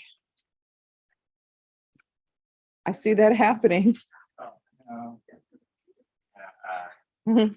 That's how big where no drinks in the courtroom after. Yeah, no, it's just that that cup is waiting to trip over. Oh, he says no, but then when it happens, oops, sorry. Said that our first trial. Okay. All right, the court is going to call 2021 CR 7575, State of Texas versus Jose Parada. Could I have parties announced for the record for the state, Marcus Sanders and Ryan Groomer. for the defense? Guillermo Lotto, Your Honor. Mr. Allen's on his way. All right, and Mr. Parada is present in the courtroom. We have an interpreter. If you could raise your right hand for me, please. Do you solemnly swear or affirm you will faithfully translate from English into Spanish and Spanish into English, so help you God? I do. All right, you may lower your hand. State and defense. Juror number 23, Mr. Stevenson, requested to be excused because he needed to be in Dallas today. During voir dire, he did inform both parties that he needed to be in Dallas for his wife. Off the record, he was excused with the agreement of both parties. State, do you agree to excusing Mr. Stevenson? Yes, Judge. Defense, do you agree to excusing Mr. Stevenson? Yes, Your Honor. And did you have an opportunity to discuss with your client the excusal of Mr. Stevenson? Yes, we did, Your Honor. All right, and your client has no objections to his excusal? He does not, Your Honor. All right, thank you. Are both parties ready to proceed with trial, state, Yes, Your Honor. defense? Yes, Your Honor. All right, defense, who is your first witness? Your Honor, I believe at this time, Mr. Allen's going to make an oral motion. Has the state officially rested? Yes, they rested yesterday. Okay. Judge would make a motion for directed verdict based on the fact that don't believe the state has presented evidence that Mr. Parada acted recklessly in the case. Just based on the testimony of the witnesses and the surveillance video, we don't believe that it rises to that level, and we'd ask for a directed verdict based on that. All right, state. Your Honor, there are witnesses, Officer Dominguez who identified. Oh, yes, everyone can remain seated. Officer Dominguez who identified Jose Parada as the person who was arrested that day, as well as the surveillance video. And then through Charles Cooper and Johnny Solis and Sabrina Espinoza, they all testified that Jose Parada was the individual who had the gun, that he was pointing it at Michael Cepeda's head, that he did pull the trigger. There's been no evidence that anyone else pulled the trigger. Expert David Pendleton said that the firearm wouldn't fire without pulling the trigger. And so we've established that it was Jose Parada that committed the offense, and enough to move forward with the case. All right, defense, your request is denied. And everyone, you know, I like to make everyone's job easy, and sometimes I do not. But with the interpreter, if we could not speak as fast as we usually do, and I'm sure the interpreter will appreciate it, Brenner will appreciate it, and we actually have a student interpreter here, and we want to encourage her to pursue this occupation, and to help encourage her would mean to speak at a slower pace. Okay? All right, we're ready to line the jurors up. And speak up. Yes, and please speak up, everyone. And could you call your witness? Yes. So no whispering, anyone. See how loudly I'm talking? Brenda appreciates it.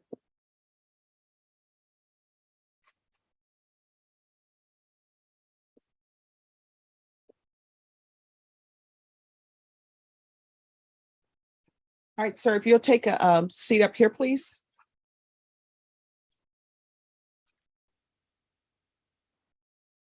Just right here.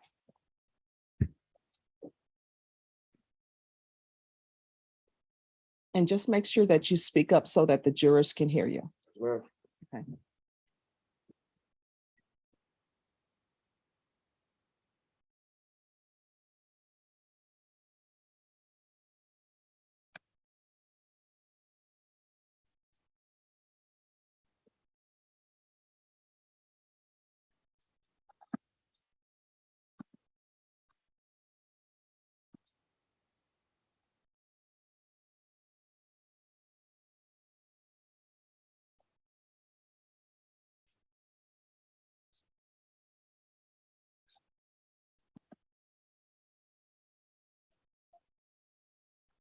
There's one person still missing. All right. Did Mr. Reed step down? I guess. Yes. just in case he's gonna- Yes, we have one juror who's missing. So as soon as that juror shows up, we will begin.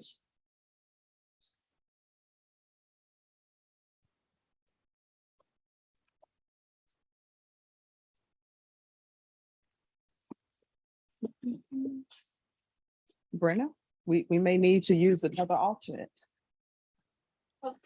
Yes. Well, Norman, if they're ready next door with their plea, we could probably take the plea up while we wait for the juror. Yes.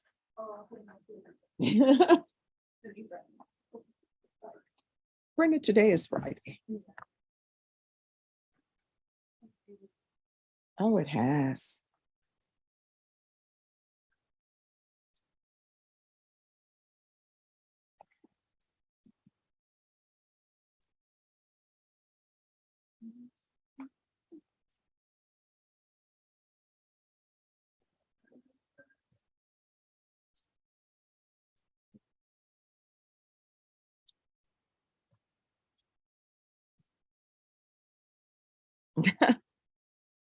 Then I hear she's here. Well.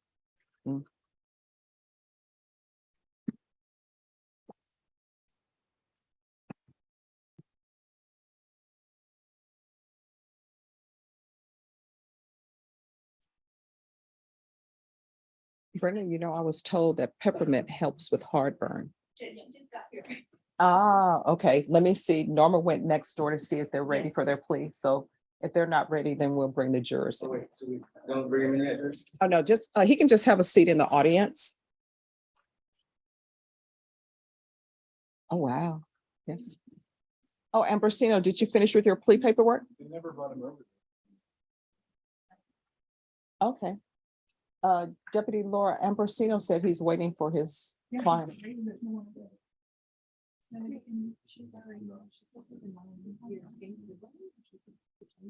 Okay.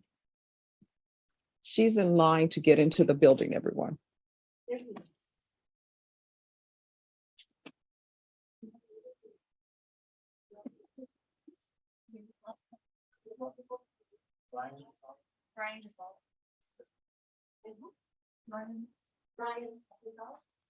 And also Ray Adams person and Charles Bond's person. Okay, all right, thanks.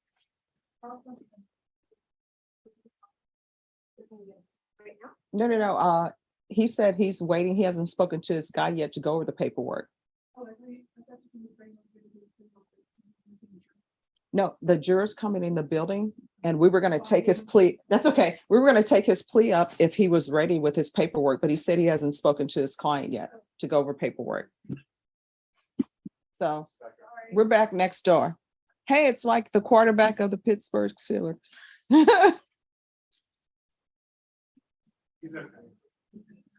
Yeah, I thought they had already talked to. I thought they had already talked and was just ready to play.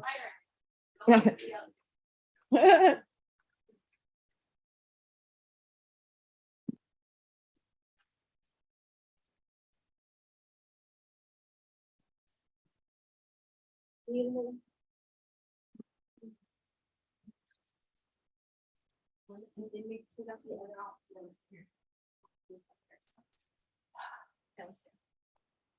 for the jurors? Is she here or is she coming to the building? Oh, yes, we're ready. Yes.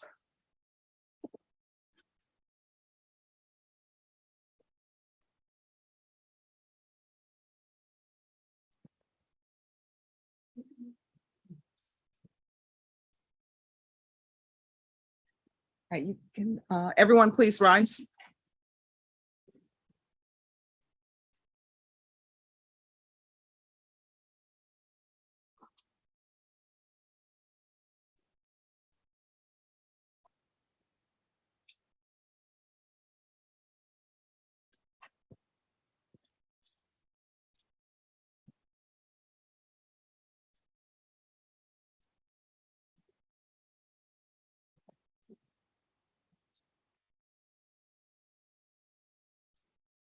All right, I see one of you brought a fan, so they now know what is happening in the courtroom.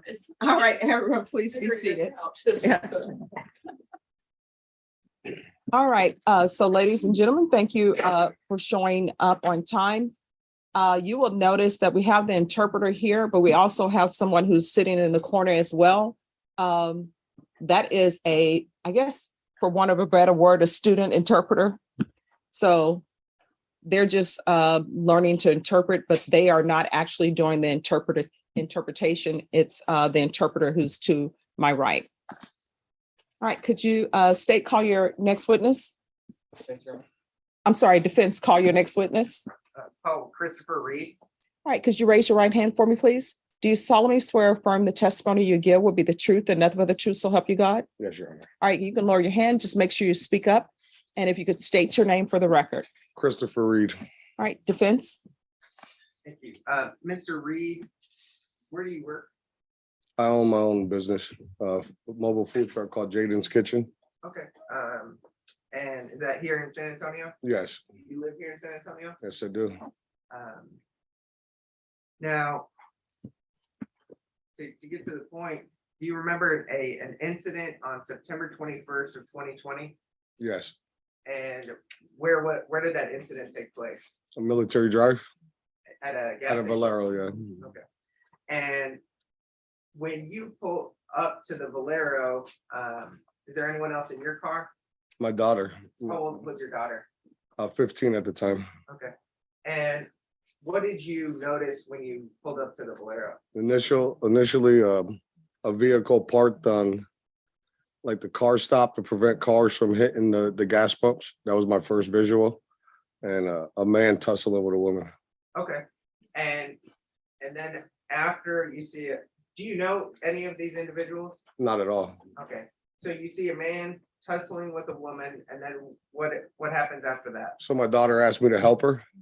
So I went to turn right to park my vehicle to get out to help her. And I went into the Wendy's and came back out to pull into the parking lot. And at that point, there was no longer the female tussling with the gentleman. It was a male who was tussling with the gentleman.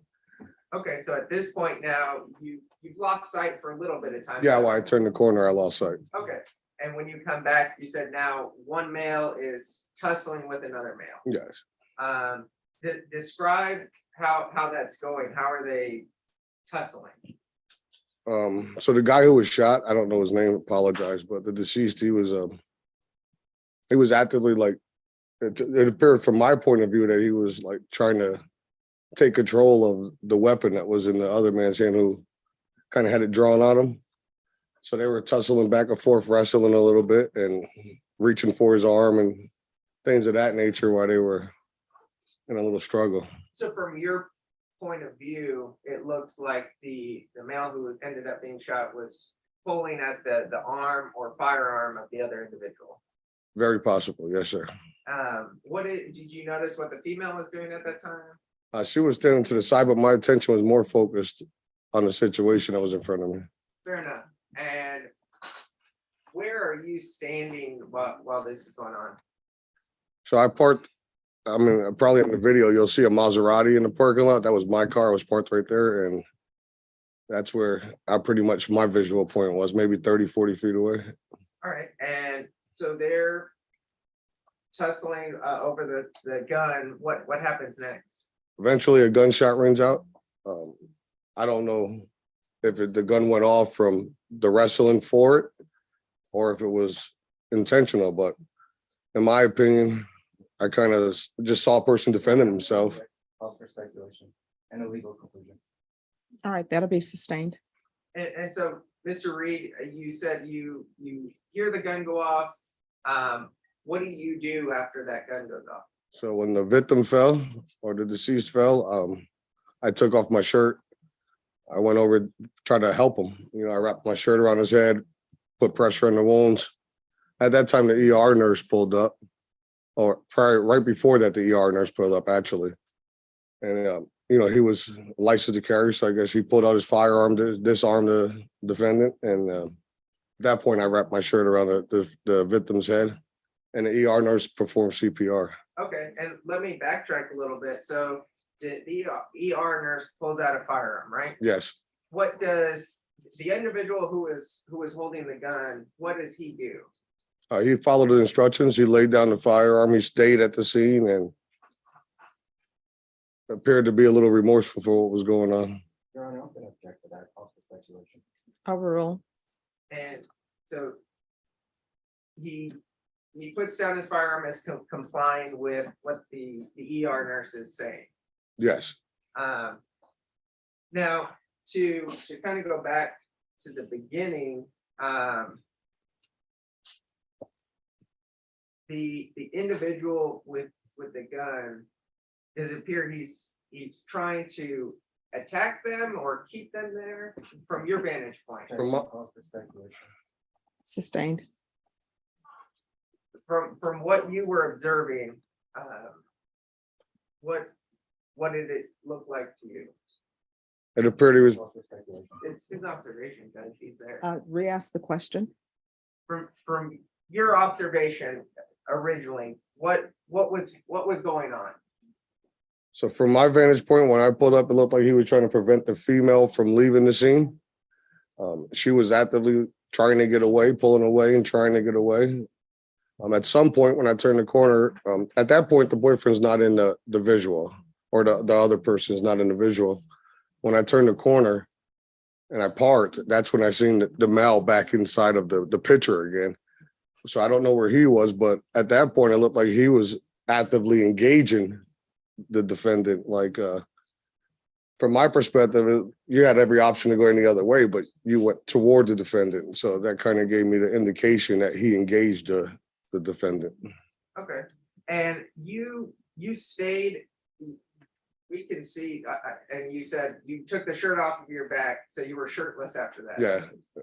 And you stayed at the scene, correct? Oh, the entire time. We were rendering aid to him. And were you there when police arrived? Yes, Do you remember talking to a police officer? briefly.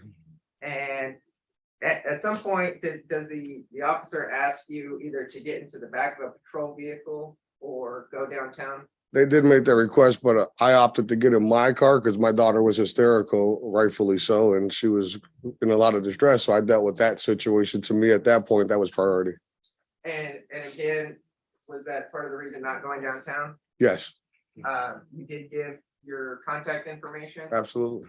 And you, between that time, so September 21st of 2020, when is the next time someone contacted you? Monday of this week.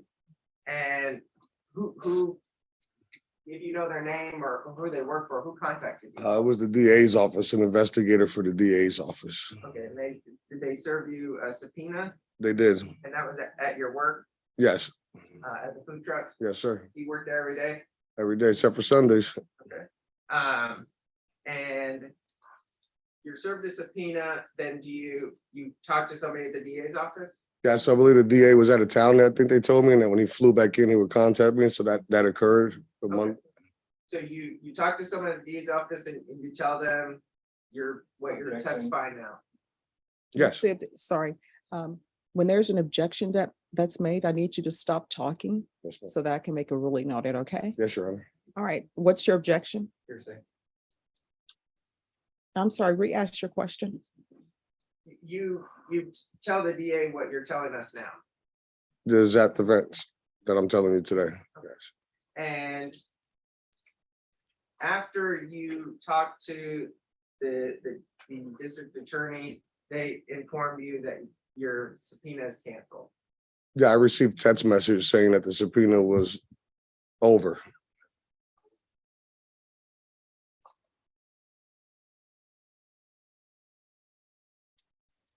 And again, you had been served the subpoena, you were cooperative and talked to the DA when they asked, is that right? Relevance. Is there another objection? I'm sorry, Your Honor. Is there another objection? Also here, say, Your Honor. That'll be overruled. You can answer.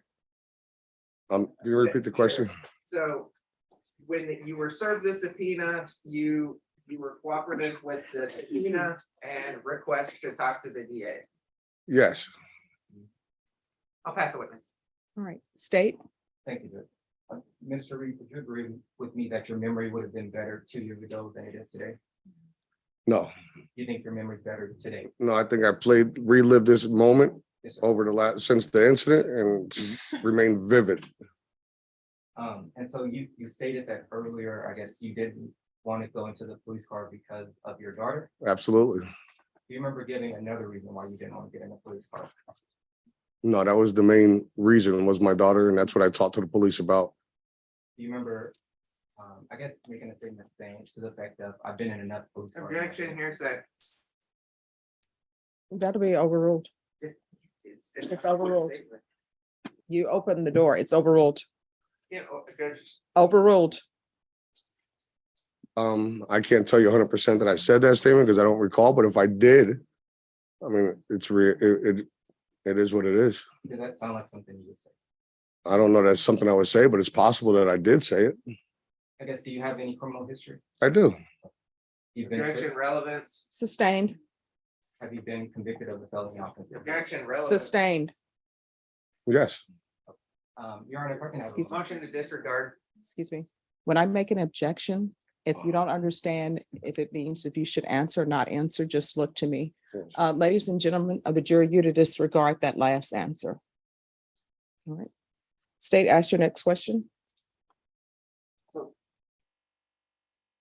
And I'm sorry, I didn't quite catch your, you said that does or does not sound like something you would say as far as not wanting to get into the police car? Essentially, I said it was possible. That'll be overruled. You may answer.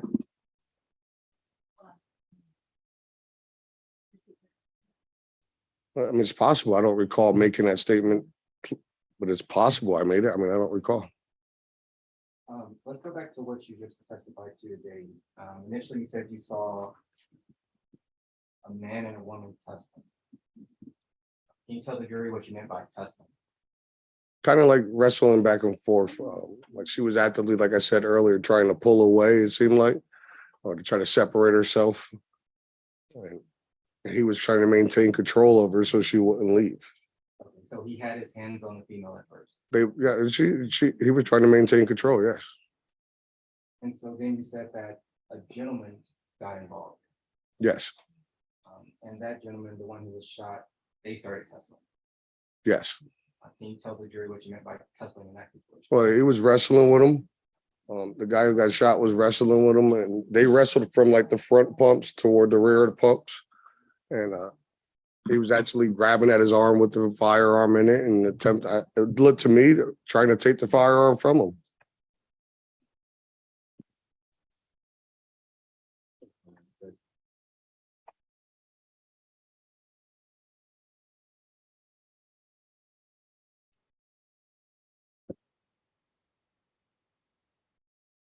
Your Honor, may we approach?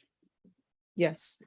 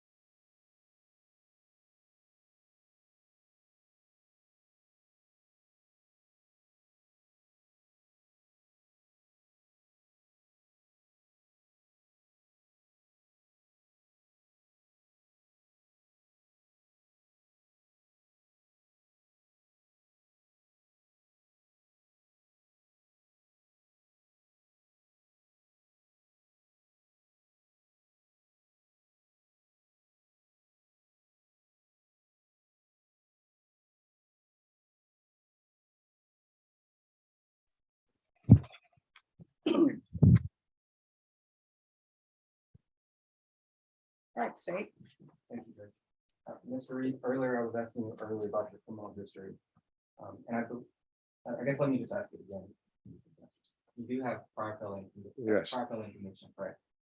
For unlawful possession of a firearm, Yes, and do you have a prior misdemeanor conviction for assault, family violence? yes, So would you agree with me that if you believe that someone is innocent, it's important that all their information gets out at the time, right? I'm sorry. Objection, relevance. That'll be overruled. Would you agree with me that if you felt that someone were innocent in a situation, you would provide information to support that? In the same statements I gave today, I gave that day. So you're telling the jury that everything that you said today, you said 2 years ago? Yeah, well, the same events that occurred then and are being recollected today, the same event. And have you had a chance to review the statements that you made that day? No, I haven't.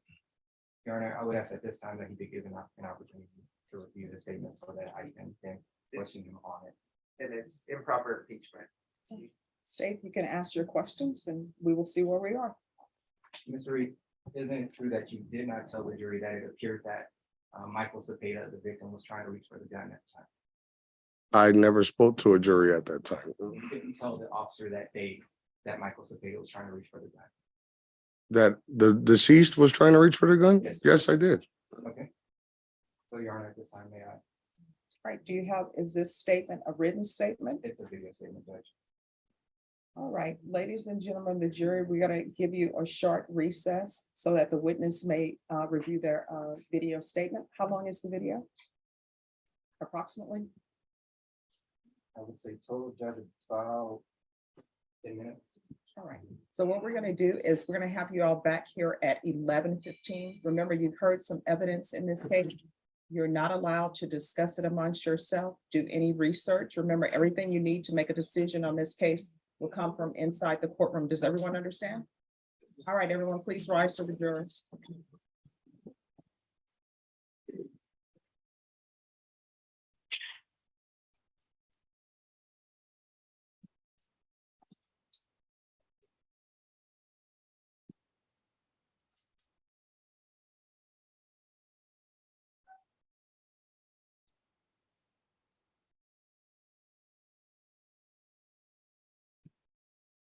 All right, so it may be easier for you to step down. You all need to make sure your phones are off.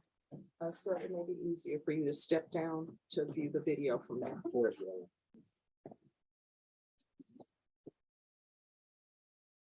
And I will see if they are ready next door. I don't know. Let me see. If not, yeah, so let me see. I'm gonna see. All right, everyone, please have a seat. Oh, I don't know if. Let me see if the audio's gonna work. They need anything. I will ask them. All right, thank you. I'll be right back.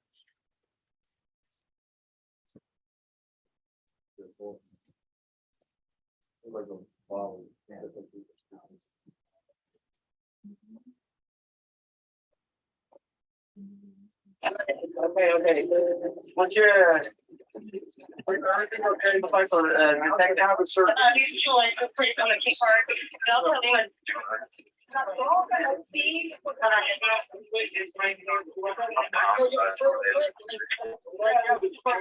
One boy. My short's over there. Go for it. Sorry for home.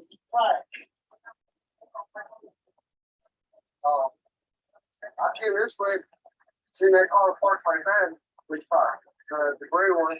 There's two gray ones. This one right here. And this guy was arguing. First he was talking someone with it. From that way to this way, the guy got involved. I turned the corner. Next thing I know, he's down. That guy's sitting in the pistol. He drove down on him. This guy has the gun. He drove down on him. He drove down on him and forced him and dropped the gun. And then, by that time, I just turned around and he was trying to help him out. Okay. Do you want to put on a shirt? I need to put you in the back of the patrol car. So, I've talked to more than one contact. Yes, sir. I want to make sure I didn't make it.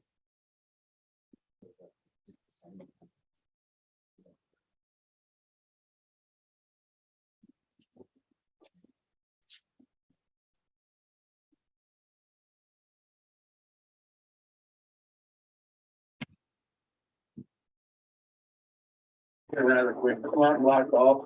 If we are first system. We want to witness this, sir? Yes, sir. We can see. I was coming down military. I seen that guy, a little shot arguing with a lady. It was a female at first. Feel like a white and black shirt on his face. When I turned the corner, it was him and the guy who got shot, like kind of tussling. And they went from like that.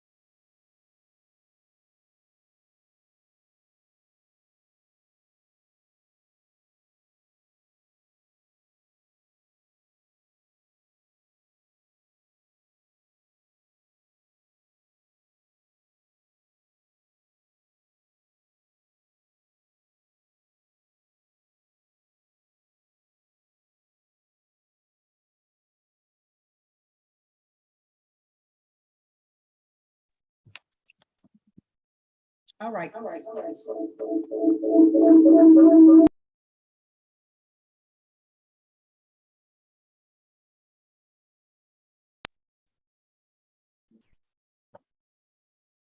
ready?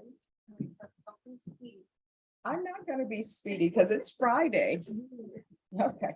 All right, court is calling 2022 CR 7878, State of Texas versus Augustine Adam. Can I have parties announced for the record for the state, Catherine Pollard. for the defense? Charles Bun. I don't think she needs it that slow. Are you Mr. Adam? Defense, I'm showing you the discovery acknowledgement. Have you received all the discovery in this case, and did you review it with your client? Yes, Your Honor. Court will find that the state is in compliance with discovery. Mr. Adam, I'm showing you what's entitled application for deferred adjudication or community supervision. Did you review that with your attorney? Did you understand it? And did you sign it? Next, I'm showing you what's entitled true bill of indictment. Did you review that with your attorney? Did you understand it? Counsel, do you waive the reading of the indictment? Yes, we do. State, are you proceeding on the indictment as presented? Yes, Judge. Mr. Adam, I'm going to show you what's entitled court admonishments and defendant's waivers and affidavit of admonitions. Did you review that document with your attorney? Did you understand it? And did you sign it in all the appropriate places? Did you understand you're charged with the offense of assault, family choking, strangulation, second? That's a second-degree felony. The range of punishment is anywhere from 2 to 20 years in prison and up to a $10,000 fine. Did you understand?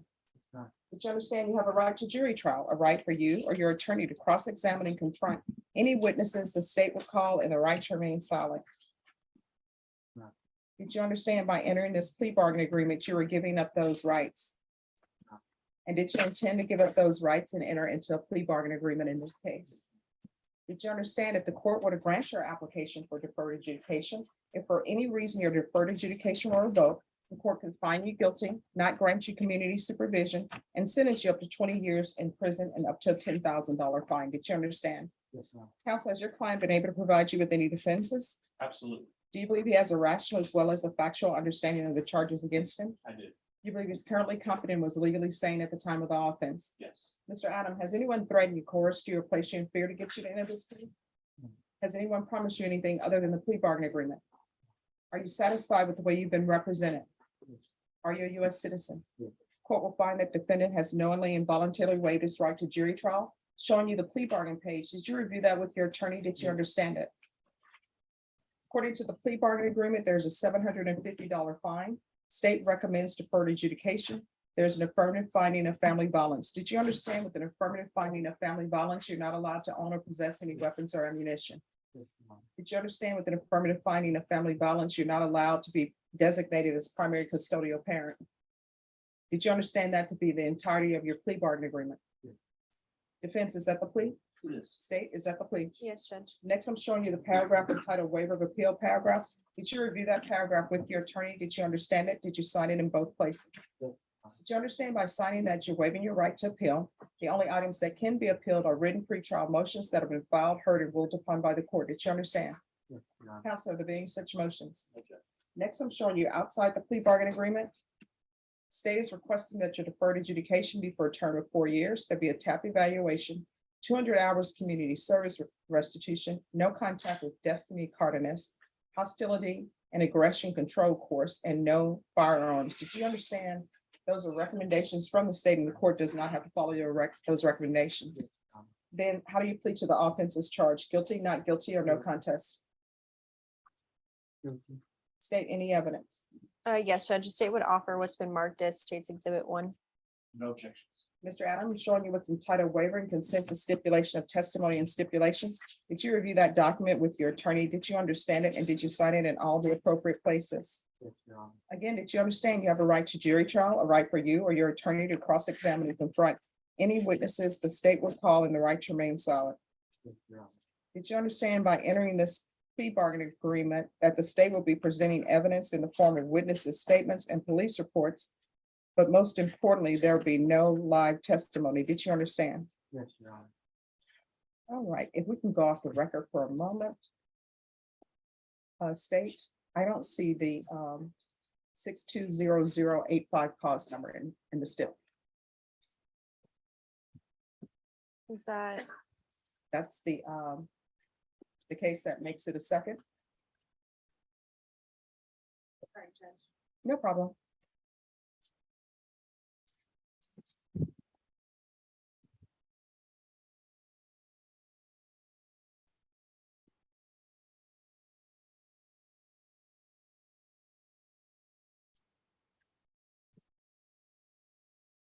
And it's cause number 620085.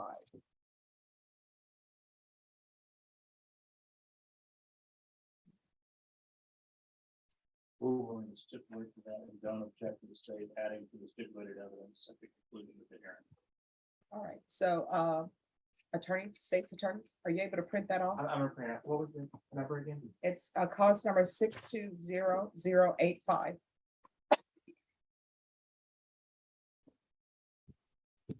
And so, Mr. Adam, we're back on the record. Mr. Adam, do you understand that the state is adding to their stipulations, and what they're adding to their stipulations is your previous conviction and cause number 620085 on October 8th, 2019. Do you have any objection to that being added?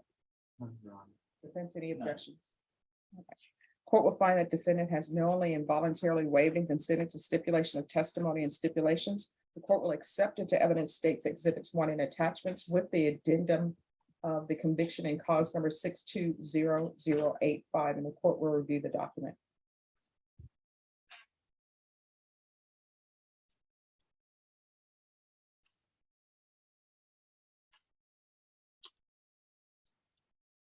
All right, after reviewing states exhibits 1 and attachments, the court will find there is sufficient evidence to find you guilty. The court will defer finding of guilt as you apply for deferred adjudication. Are you proceeding with sentencing? Please. Anything you wish to say on behalf of your client? Judge, he's been in jail for an excess of 4 months. I believe he's worthy of the plea bargain we ask you to follow. All right, Mr. Adam, do you have any children? What are their ages? 7, 6, 5. Are these children of Destiny Cardenas? Yes. All right, well, I'm going to follow the no contact order. Your relationship with her outside of the children is over. And if you have contact with her, it's going to have contact with your children. That's going to have to be through a third party or through the electronic app. Do you understand? Yes. Are you employed? Yes. What do you do? I do contracting. I resurface hardwood floors. Okay. All right, it's a $750 fine. That'll be probated. There's an affirmative finding of family violence, 4 years deferred adjudication, 200 hours of community service restitution. 40 of those hours will be waived if you provide proof of the COVID vaccination with the booster. Court is not requiring you to do that, but if you do that, 40 of your hours will be waived. I'm going to ask for parenting classes. Is Child Protective Services involved? Yes. All right, there's going to be parenting classes, CPS compliance and probation. CPS should have parenting classes for him. So if they do, he doesn't have to do it twice. He can do it through CPS. Your Honor, I did parenting classes with compadre, and I have finished that already. Well, was that done after this? Yes. I Right. just never got my certificate. I still can go and get my certificate. Right, you'll have to provide proof of that. The court will give probation, the court will give him credit for that, but only if those classes were done after the date of this offense. All right, so there's to be CPS compliance, no contact with Destiny Cardenas, and probation. If he has completed the parenting classes, then the remaining of the community service hours can be waived. It goes without saying, you're not allowed to possess any firearms or ammunition. There's going to be regular reporting by Zoom or in person. There's to be regular UAs, field visits, 1 time per month. And state, is there a reason you're asking for hostility and aggression control course as opposed to BIPP? No, Judge. All right, so we're going to do the BIPP course. Probation, is there anything else he needs? Proof of employment. Thank you. All right, proof of employment within 30 days. There's to be no employment as a home health care provider or with minors. Mr. Adam, is there anything else you need from the court in order to be successful? No, Your Honor. All right, I'm going to show you what's entitled Trial Court Certification of Defendant's Rights to Appeal. Did you review that document with your attorney? Did you understand it and did you sign it? Yes. Because this is a plea bargain agreement, because I followed your plea bargain agreement, and because you waive your right to appeal, you do not have the court's permission to appeal. Do you understand? Yes. Because there's been an affirmative finding of family violence, state, you're not allowed to own or possess any weapons or ammunition. If you have a question over what a weapon or ammunition is, you need to speak to an attorney. Do you understand? Yes. All right, good luck to you. We can go off the record. Here's the thing. If you're involved in a relationship with somebody and they come in at 2 a.m., guess what? Everybody is an adult. You have no right to treat them badly. You just have a choice to make. Either you want to stay in the relationship or not. Those are your choices. Your choice is not violence. You understand? Yes, Your Honor. So before you get into another relationship, you probably need to work on yourself. Well, not probably, you need to work on yourself. All right, good luck to you. May we be excused? Yes, Thank you. and I'm gonna take up this last plea and then we're gonna bring the jurors back in. Court is calling 2022 CR 5909, State of Texas versus Brian Gonzalez. That party is announced for the record for the state. Daniel for the state of Texas. Roberto Ambrosino for the defendants. And are you Mr. Gonzalez? And is your first name Brian, because it's listed differently? Counsel, I'm showing you what's entitled discovery acknowledgement. Have you received all the discovery in this case and did you review it with your client? Yes, Your Honor. Court will find that the state is in compliance with discovery. Mr. Gonzalez, I'm showing you what's entitled application for deferred adjudication or community supervision. Did you review that document with your attorney? Did you understand it and did you sign it?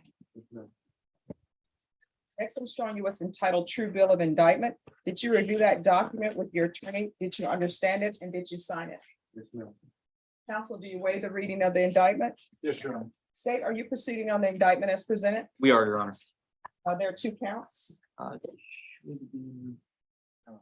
don't know if we specified whether or not count 1 or count 2. So you guys proceeding on, well, it's the same count, am I correct? We can present on count 1, Your Honor, and strike and waive count 2. Okay. All right, any objection? No objection. All right, Mr. Gonzalez, I'm showing you what's entitled court admonishments. Did you review that document with your attorney? Did you understand it?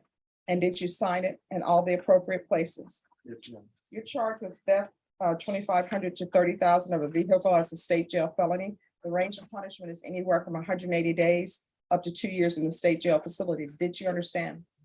If you have a plea bargain agreement with the state, the court does not have to follow your plea bargain agreement. If for any reason the court does not follow your plea bargain agreement and gives you more than you bargained for, the fact that you entered a plea will not be used against you and you will be allowed to withdraw your plea. Did you understand? Did you understand you have a right to jury trial, a right for you or your attorney to cross-examine and confront any witnesses the state will call in the right to remain silent? Did you understand by entering this plea bargain agreement, you were giving up those rights? And did you intend to give up those rights and enter into a plea bargain agreement in this case? Did you understand if the court were to grant your application for deferred adjudication, if for any reason your deferred adjudication were revoked, the court could find you guilty, not grant you community supervision, and sentence you up to 2 years in the state jail facility? Did you understand? Counsel, has your client been able to provide you with any defenses? Yes, Do you believe he has a rational as well as a factual understanding of the charges against him? he does. Do you believe he's currently competent and was legally sane at the time of the offense? Yes. Mr. Gonzalez, has anyone threatened you, coerced you, or placed you in fear to get you to enter this plea? No, ma'am. Has anyone promised you anything other than the plea bargain agreement? Excuse me, ma'am. Has anyone promised you anything other than the plea bargain agreement? No, ma'am. Are you satisfied with the way you've been represented? Yeah. Are you satisfied with your attorney? Yes, ma'am. Are you satisfied with the way your attorney has represented you? Yes, ma'am. Are you a US citizen? Yes, ma'am. Court will find that the defendant has knowingly and voluntarily waived his right to jury trial. Showing you the plea bargain page. Did you review that page with your attorney? Did you understand it? Yes, ma'am. All right, we're gonna go off the record for a moment. In the paperwork, the defendant is signing his name as Nahar. Oh, it's Brian Gonzalez, not. What is it on your social security? Is it dash Nahar? Gonzalez, Gonzalez. All right, so in some places he's signing his name as Gonzalez, in other places he's signing as Nahar. So in this one, he's signing it as Nahar. Yes. Yes.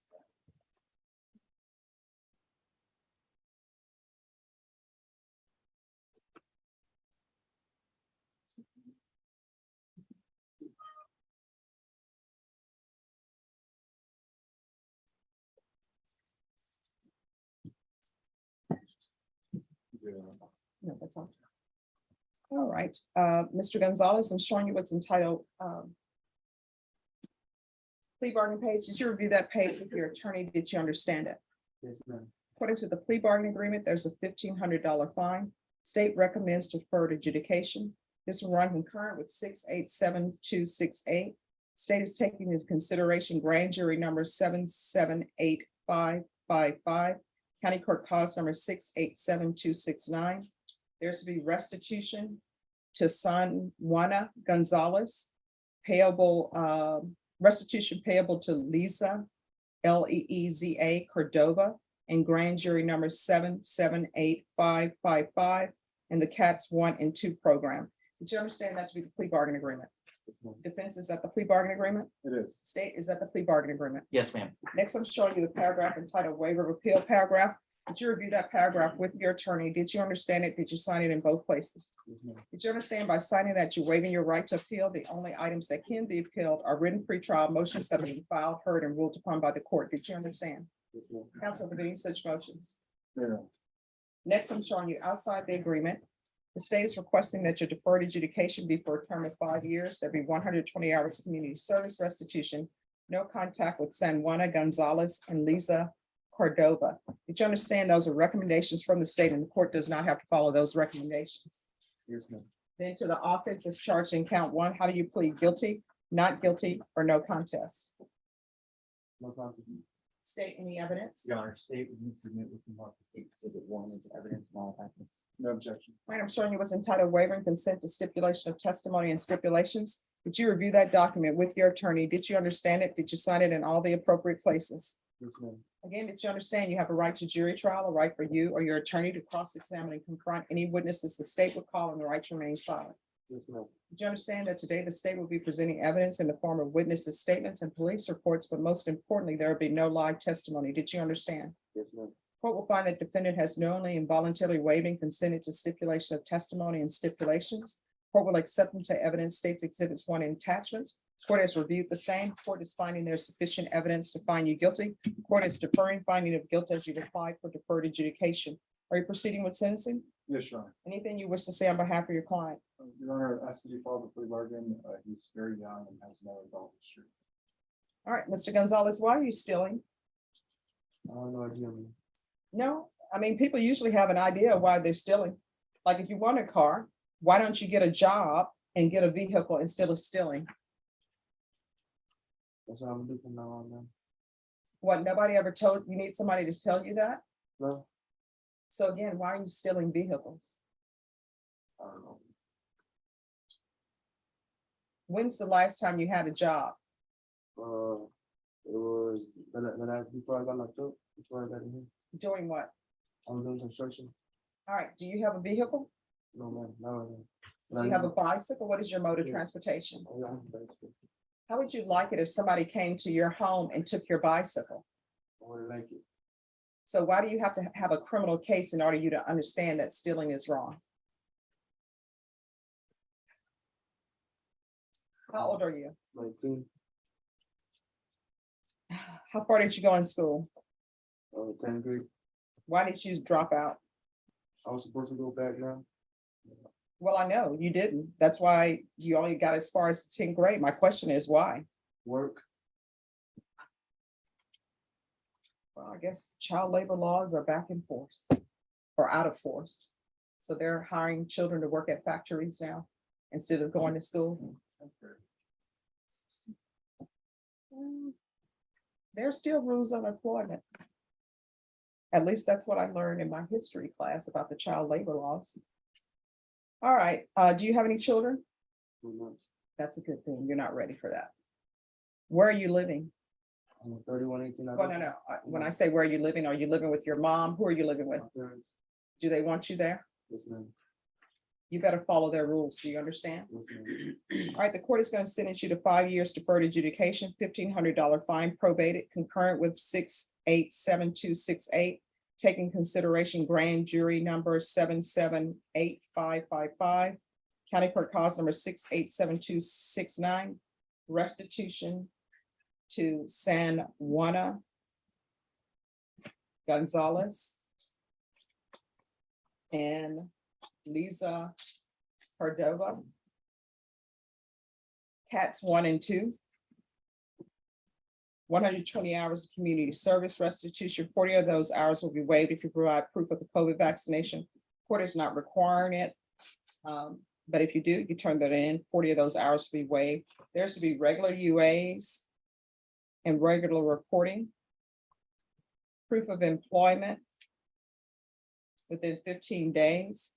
There's to be no employment as a home health care provider or with minors. And there's also no contact with San Juana Gonzalez and Lisa Cordova. Field visits 2 times per month. All right, is there anything else you need from the court in order to be successful? Showing you what's entitled trial court certification of defendant's rights to appeal. Did you review that document with your attorney? Did you understand it and did you sign it?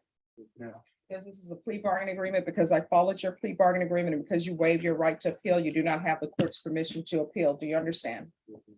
Yes. So it's just one thing, so he also has a misdemeanor case that the DA is absolutely the judgment satisfied on, and so that'll probably take a few days in the next week, so maybe. Oh, just the like, day should start. oh, no, he can work. His parents, he's an adult. His parents don't want to physically and support him. They're already providing him a house and food. So there is signs up for McDonald's, signs up everywhere for people who need people to work. And here's the thing, when you're trying to support yourself and do it legally, no job should be beneath you. If you want to dig dishes so you can eat, then you need to dig ditches. You understand? Stop stealing. It's a crime. All right, thank you. Thank you. All right, is Fabian Rodriguez in custody or on bond? All right, so we're gonna take yours up. Let me bring the jury back in and then we'll take yours up at the next break, okay? Yeah. What's the next break? Hmm? When is gonna be the next break? Oh, just give me a moment. Okay. Don't leave. That's right. Yes.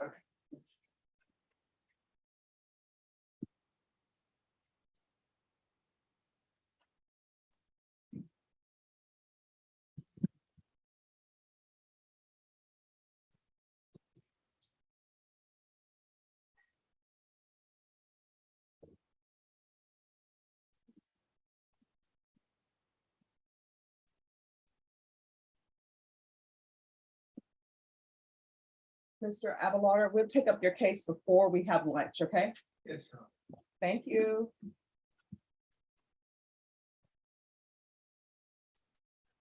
Oh, and he's only putting into one case, Caroline. Caroline, I don't know why I want to call you Carolina.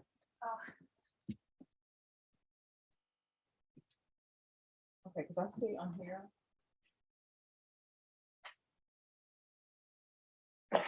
Oh, you're right, it's only one. Thank you. All right, everyone, please rise. All right.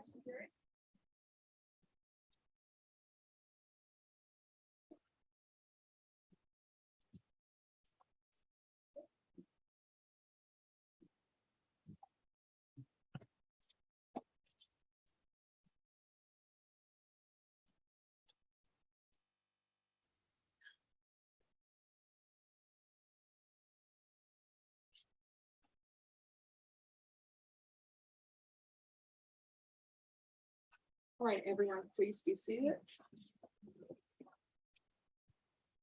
I'd like to state.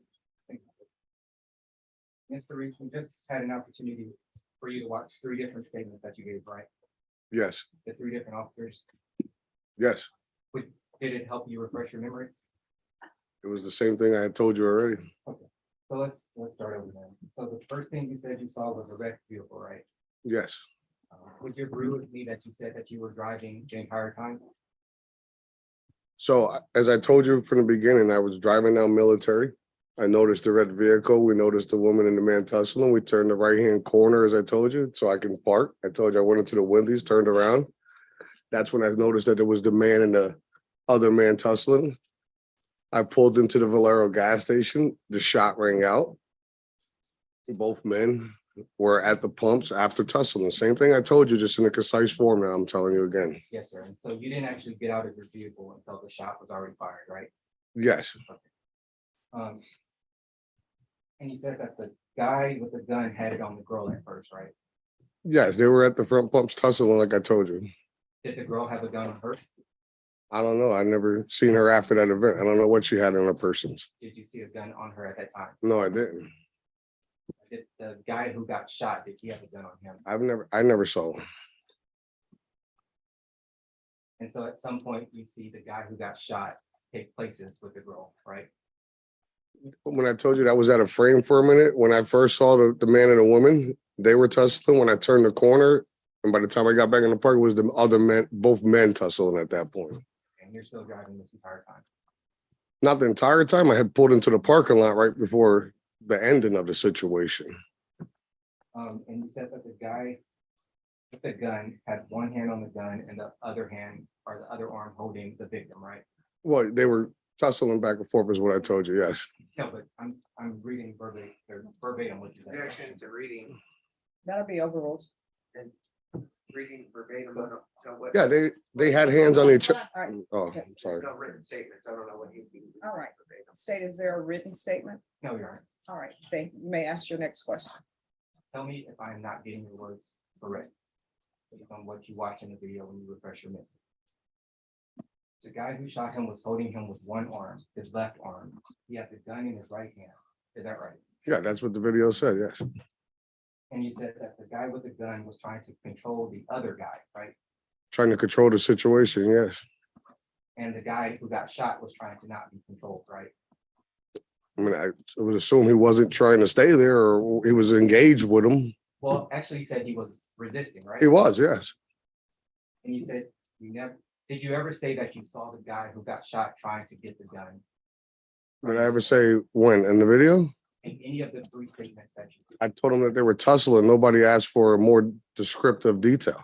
But you agree with me that if you were in that situation, you know how important it is, right? To tell them that they were tussling? Yeah. Give them all the information if you thought someone was being wrongly accused. So in that moment, there was a lot going on outside of what you see right here in a 3-second or 3-minute video, you know? Would you agree with me, Mr. Reed, that you gave three statements? Though? Yeah. And would you agree with me that you never said the victim was trying to grab the gun? And In those three clips you showed me, I said that they were tussling. Nobody asked for more descriptive detail of what tussling meant. Did you ever say that the victim was trying to fight with the guy? Fight? Yeah. They were fighting back, like tussling. That's fighting. Well, actually, no. 'Cause would you agree with me that the detective? Objection, argumentative. All right, that'll be overruled. And everyone, question needs to be asked. And then wait for the question, then answer. And then wait for the answer, then question. That way Brenda's not trying to talk, trying to take down two people talking at once. State, ask your next question. So the detective asked you, when the guy got shot, did he seem to be losing the fight or what were the circumstances? And you answered, it wasn't like a big fight, it was just a lot of tussling, you know what I mean, like wrestling. Same thing I'm telling you today. So it wasn't a fight. I never once said a fight. I said they were tussling. So did you ever see the victim swing or hit the guy? No, but I seen them tussling for the gun. And you never saw the victim, the defendant in a position to where he was being overcome by the victim, right? Well, he was in a struggle trying to maintain control of his firearm. He was in a struggle. But was he being overcome? Was the defendant being overcome? At any moment, that situation could have turned.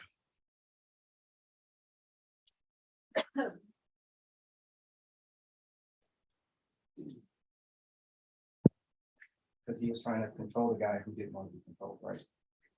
Yeah, and the guy was bigger than him as well.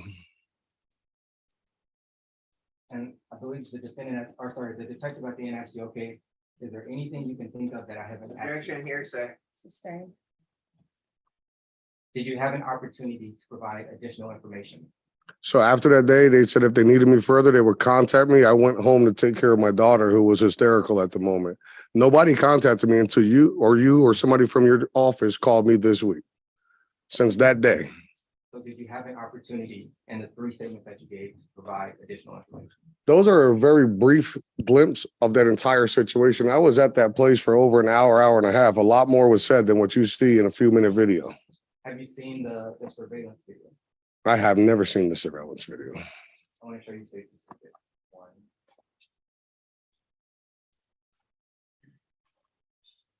It's already been testified to that this is the video from that day.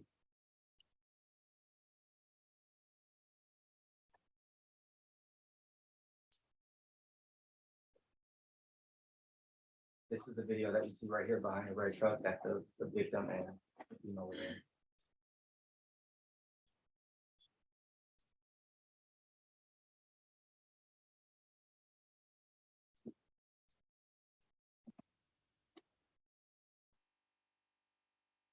This is the defendant's truck and. Object said narrative. Ask a question if you have it. That'll be overruled. Defense, you may ask your questions. Yes, Your Honor. Please.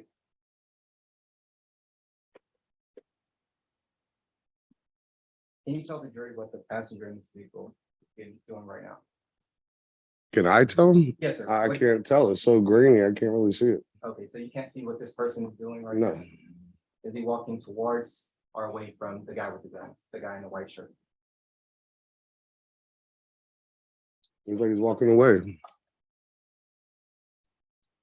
What did the guy in the white shirt just do? Objective relevance of asking somebody to say what they're watching. All right, any other objection? No. All right, that'll be overruled.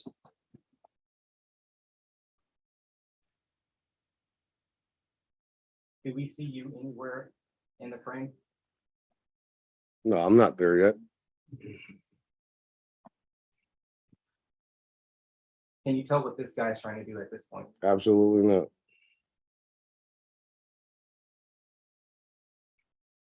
What about now? It's hard to see. You can see how grainy this video is. So you, Looks like he's backing up. we'll pass away. Mr. Reed, is this the first time the state has asked you about your criminal history? Yes. And does your criminal history change any facts or events that happened that day? No, I mean, the same situation occurred today, that I reflected today, occurred that day. Nothing changed. The state just asked you, you were given an opportunity to provide more info, and you did provide more information to them when you spoke to them this week. Is that Yeah, right? when they finally contacted me. All right, that'll be overruled. And you did tell them that 2 males were fighting over a gun. Judge, they. Overruled. Please, just slow it down. Mr. Reed, and you did tell them that 2 males were fighting over the gun. Tussling, yes.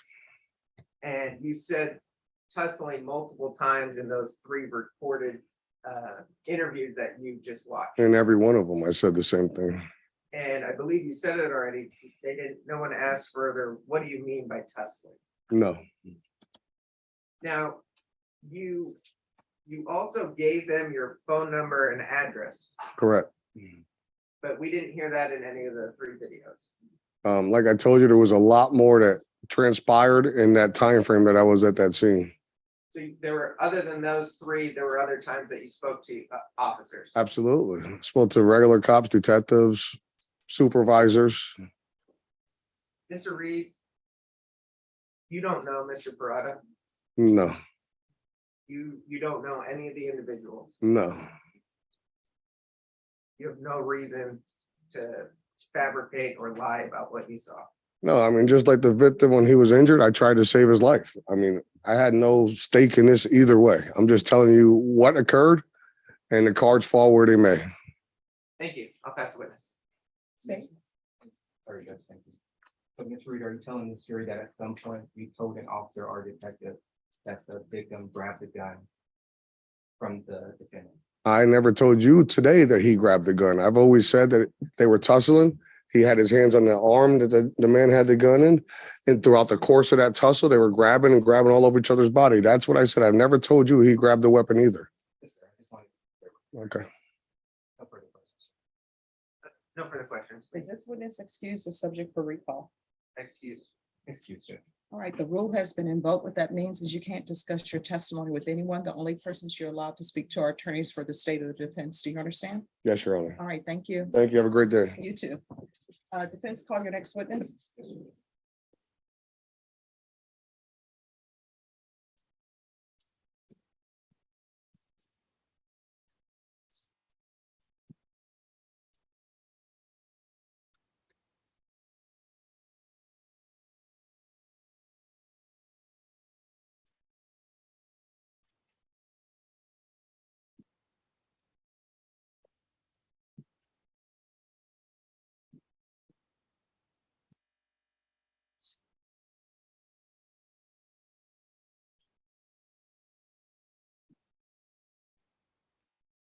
You can take a seat here, please.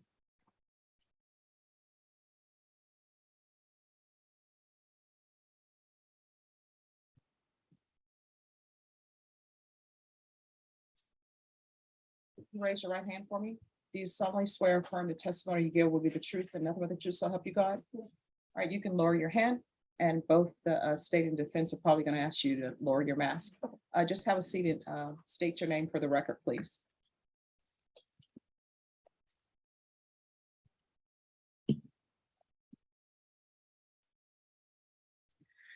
My name is Leslie Chapey, spelled Leslie. The last name is Tschoepe. All right, defense. Thank you, Your Honor. Leslie, is it okay if I call you Leslie? I have difficulty pronouncing that last name. Is that okay? That's fine. Is that okay, Your Honor?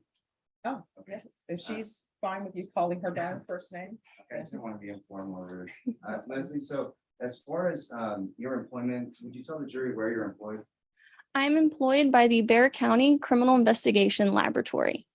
Okay, and how long have you been employed with the Bexar County Criminal Investigation Lab?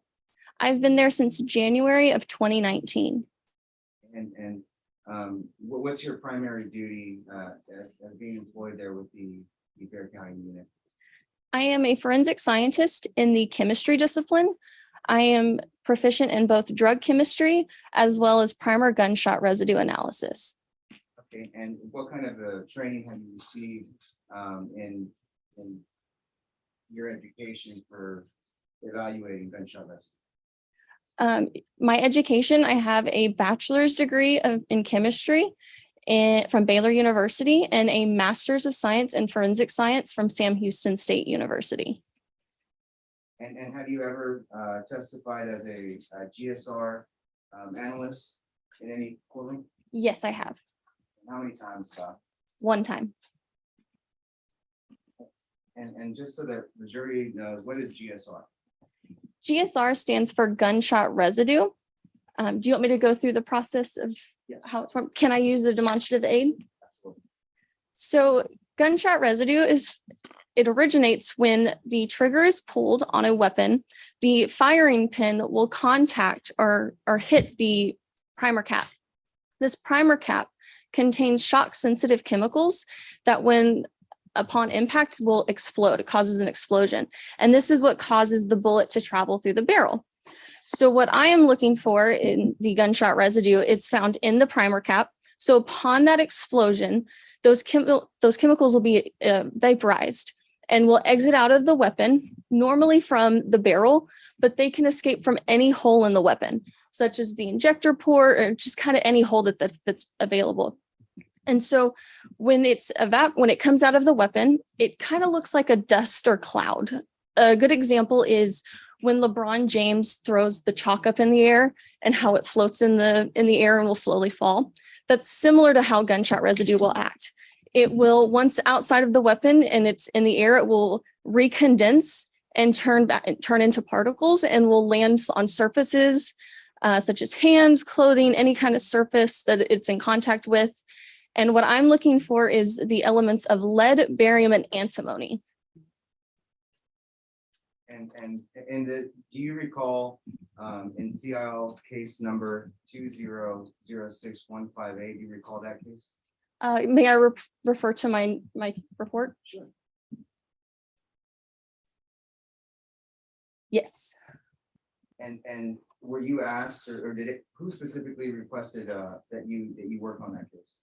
It was submitted by the San Antonio Police Department. And so generally, when you're asked to review specific items, is it generally going to be directed to you by the San Antonio Police Department? We will get kits from multiple agencies, but SAPD is one of our main. And in this particular case, SAPD asked if you could run or perform a test on some samples that they had obtained. Yes. And do you recall what the outcome of those tests were? For each item, would you like me to read what the results were? Yes. Okay. So for item 3, which was a gunshot residue collection kit for a Michael Cepeda, the results were 4 microscopic particles containing lead and antimony, and 1 microscopic particle containing lead and barium were found on the left hand of Michael Cepeda. No microscopic particles containing any combination of lead, barium, or antimony were detected on the right hand of Michael Cepeda. Based on the morphological and elemental compositions of these particles, Michael Cepeda may have discharged a firearm, handled a discharged firearm, or was in close proximity to a discharging firearm. For item 4, there was 1 tape seal manila envelope, which inside of that was 1 gunshot residue collection kit from Jose PARADA. That was item 4-1.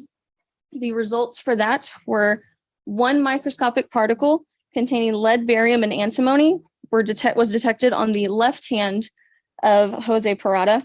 No microscopic particles containing any combination of lead, barium, or antimony were detected on the right hand of Jose PARADA. Based on the morphological and elemental composition of these particles, Jose PARADA may have discharged a firearm, handled a discharged firearm, or was in close proximity to a discharging firearm. And Leslie, who was the lead detective on this case? I'm not sure.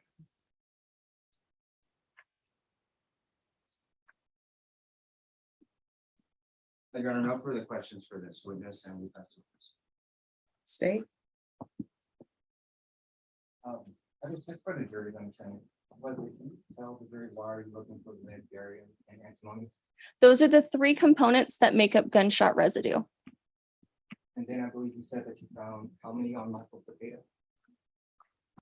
There were 4 microscopic particles containing lead and antimony, and 1 microscopic particle containing lead and barium on the left hand, and no microscopic particles on the right hand. And then what about Jose PARADA? There was 1 microscopic particle containing lead, barium, and antimony on the left hand, and no microscopic particles containing lead, barium, or antimony on the right hand. And how did that GSR, I guess, attaches to an individual?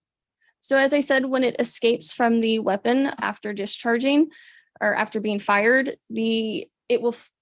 it hangs around in the air and will eventually fall to a surface due to gravity. And that can be on any surface such as hands, clothing, or any kind of surface that it can land on. But there are factors that can influence where it travels to. What are some of those factors? If, for example, environmental factors, if you're outdoors, wind, any kind of, or even indoors, if there is a fan blowing, so environmental factors can play a factor. Would moving around affect the number of particles? Yes, that is another thing. Movement, say if it is on the hands, everyday movement can cause particles to be lost, as well as washing hands. And so based purely on the presence of GSR on an individual, what are you able to tell the jury? Same as my conclusion that based on these particles, the person may have discharged a firearm, handled a discharged firearm, or was in close proximity to a discharging firearm. Okay. either of those three. Those are the main possibilities, yes. Are you able to say when it would have occurred? No. Could it have been days before? Possibly GSR is found the best time to sample off of hands, for example, is 4 to 6 hours after firing. That is the best time to find the gunshot residue. And you mentioned that it sort of floats in the air. Is there a distance that it could travel? No, there is no distance that, or we don't have a measurement. Hypothetically speaking, if you fired a firearm from there, is it possible that I could end up with GSR on my hands? It's possible due to being in a room. There aren't as many environmental factors, but it is possible. Does the number of GSR particles on an individual tell you anything? If I find one particle versus say 10, I would have the same conclusion on both of them. So is there anything that you're telling this jury regarding, I guess, the difference in the number found on Michael versus the number found on Jose Prado? No. And would it surprise you if there was testimony that Jose had the gun in his right hand, even though there was no GSR found on his right hand? I'm sorry, could you repeat that question, please? Yes. So the testimony was that Jose had the gun, the firearm in his right hand. But I guess your analysis, there were no particles on his right hand, right? Yes. Does that surprise you at all? No. Why is that? Because like I said, due to everyday movement, normal activity, GSR can be lost. So it washed, or hands were washed, you can lose GSR particles. Do you know anything about the underlying facts? No. So you're not able to tell this jury anything regarding what happened on that day, who had a firearm or anything like that? No. Pass the witness, Judge. Defense. Leslie, have you ever testified for the defense before? No, I have not. So you primarily testified for the state, is that right? Yes. And not exclusively for the state. Yes, that's all I've ever testified for. No further questions, please. Just a couple. Leslie, how many times have you testified before? I have testified one other time in gunshot residue analysis. I have testified a couple times in drug chemistry. And are you aware of a chain of custody that has to be followed in order for you to testify? Yes. That certain officers have to get in information before you can testify, is that right? Yes. And if those officers aren't available to get that information in, would you be able to testify? I don't believe so. We'll pass the witness. Defense. Do you know if you'd be able to testify or not? I'm not sure. No further questions for this witness. No further questions, Judge. All right, is this witness excused or subject for recall? Excuse me. Excuse. All right, the rule has been invoked. What that means is you can't discuss your testimony with anyone. The only persons you're allowed to speak to are attorneys for the state and the defense. All right, defense, your next witness, is your long witness or short? It's gonna be a longer witness. All right. Ladies and gentlemen, The translator, I'm sorry. no problem. Ladies and gentlemen, I'm going to give you all your lunch break now. That way we'll have a chance to switch out interpreters because we can't keep the interpreters for a long time. So we're going to come back at 1:45, and I'm saying 1:45 instead of 1:30 is when we usually come up because I have other cases that I'll have to take care of. So, and then I want to make sure that Brenna has a short break because she's taking down everything that everyone's saying. So remember what I said, make sure your badges are visible so that people won't talk about cases around you. You're not allowed to deliberate amongst yourselves or even think about this case. Do not do any investigative work. Everything you need to make a decision on this case will happen from inside the courtroom. Does everyone understand? Yes. All right, and it looks like it may be some rain coming or something. So if you're going outside, make sure you have your umbrellas. If not, it's rain, sunshine. Just think of it as that. All right, everyone, please rise for the jurors. You only have 2 minutes. All right, thank you. Just 2 witnesses. Okay, thank you.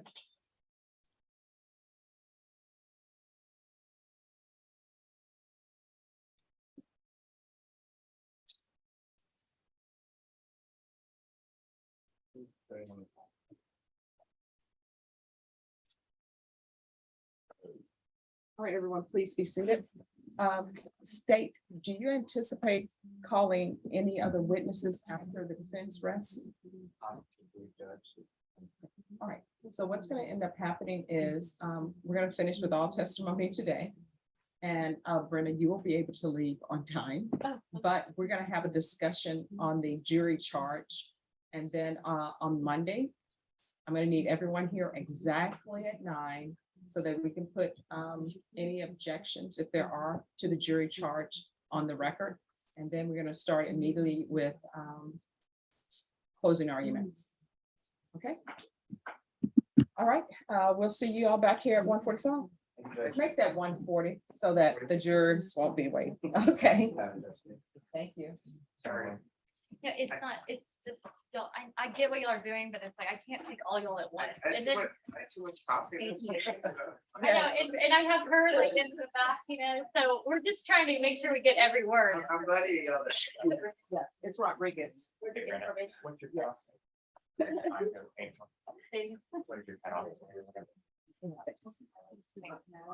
Thank you, guys.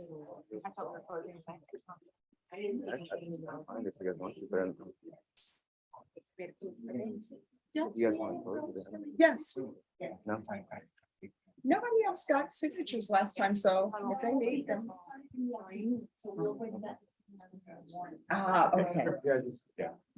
All right, thank you. Yes, have a good one. Thank you.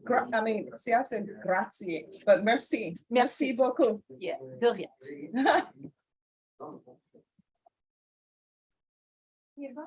Right, Brenda, you ready?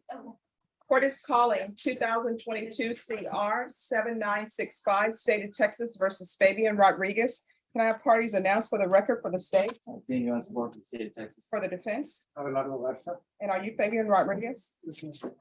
Counsel, I'm showing you the discovery acknowledgement. Have you received all the discovery in this case and did you review it with your client? I believe so. The court will find that the state is in compliance with discovery. Mr. Rodriguez, I'm showing you what's entitled application for deferred adjudication or community supervision. Did you review that with your attorney? Did you understand it and did you sign it? I'm showing you what's entitled true bill of indictment. Did you review that with your attorney? Did you understand it? Counsel, do you waive the reading of the indictment? State, are you proceeding on the indictment as presented? Yes, Your Honor. Mr. Rodriguez, I'm showing you what's entitled court admonishments and defendants waivers and affidavit of admonitions. Did you review that document with your attorney? Did you understand it? Did you sign it in all the appropriate places? Did you understand you're charged with assault on a public servant, bodily injury? That's a third-degree felony. The range of punishment is anywhere from 2 to 10 years in prison and up to a $10,000 fine. Did you understand? If you have a plea bargaining agreement with the state, the court does not have to follow your plea bargaining agreement. If for any reason the court does not follow your plea bargaining agreement and gives you more than you bargained for, the fact that you entered a plea will not be used against you and you will be allowed to withdraw your plea. Did you understand? Did you understand you have a right to jury trial, a right for you or your attorney to cross-examine and confront any witnesses the state would call in the right to remain silent? You're gonna need to speak up. You're gonna need to speak up. Did you understand by entering this plea bargaining agreement, you were giving up those rights? And did you intend to give up those rights and enter into a plea bargain agreement in this case? Did you understand if the court were to grant your application for deferred adjudication, if for any reason your deferred adjudication were revoked, the court could find you guilty and sentence you up to 10 years in prison and up to $10,000 fine? Counsel, has your client been able to provide you with any defenses? He has. Do you believe he has a rational as well as a factual understanding of the charges against him? I believe so. Do you believe he's currently competent and was legally sane at the time of the offense? I believe so. Mr. Rodriguez, has anyone threatened you, coerced you, or placed you in fear to get you to enter this plea? No, ma'am. Has anyone promised you anything other than the plea bargain agreement? No, ma'am. Are you satisfied with the way you've been represented? Yes, ma'am. Are you a U.S. citizen? Yes, ma'am. Court will find that defendant has knowingly and voluntarily waived his right to jury trial. Showing you the plea bargain page. Did you review that with your attorney? Did you understand it? Yes, ma'am. According to the plea bargain agreement, there's a $1,500 fine. State recommends deferred adjudication. This will run concurrent with county court cause number 670550. Take into consideration 670551, 687380, and the MRT course. Did you understand those are did you understand that to be the plea bargain agreement? Yes, ma'am. Defense, Yes, sir. state. Yes, Your Honor. Next, I'm showing you the paragraph entitled waiver of appeal paragraph. Did you review that paragraph with your attorney? Did you understand it? Did you sign it in both places? Yes, ma'am. Did you understand by signing that you're waiving your right to appeal? The only items that can be appealed are written pretrial motions that have been filed, heard, and ruled upon by the court. Did you understand? Yes, ma'am. Counsel, have there been any such motions? No, Your Honor. And Mr. Porter, could you remain, and I need to speak to you for one moment. Next, I'm showing you outside the plea bargaining agreement. The state is requesting that your community supervision be for a term of 4 years. There'll be a TAP evaluation, 100 hours community service restitution, no contact with Lanier High School at 1514 West Cesar Chavez Boulevard, 78207. Did you understand those were recommendations from the state and the court does not have to follow those recommendations? Yes, ma'am. It's just work. All right. That's all. Then to the offense as charged, how do you plead? Guilty, not guilty, or no contest? No concept. State any evidence? Yes, Your Honor. Dave Musabit was the March to see Exhibit 1 into evidence. No Any objection. objections? All right, Mr. Rodriguez, I'm showing you what's entitled waiver and consent to stipulation of testimony and stipulations. Did you review that document with your attorney? Did you understand it and did you sign it in all the appropriate places? Yes, ma'am. Again, did you understand you have a right to jury trial, a right for you or your attorney to cross-examine and confront any witnesses the state will call and the right to remain silent? Yes, sir. Did you understand that today the state will be presenting evidence in the form of witnesses' statements and police reports, but most importantly, there will be no live testimony? Did you understand? Yes, ma'am. Court will find that defendant has knowingly and voluntarily waived and consented to stipulation of testimony and stipulations. Court will accept into evidence states exhibits 1 and attachments and review the same. Yes, ma'am.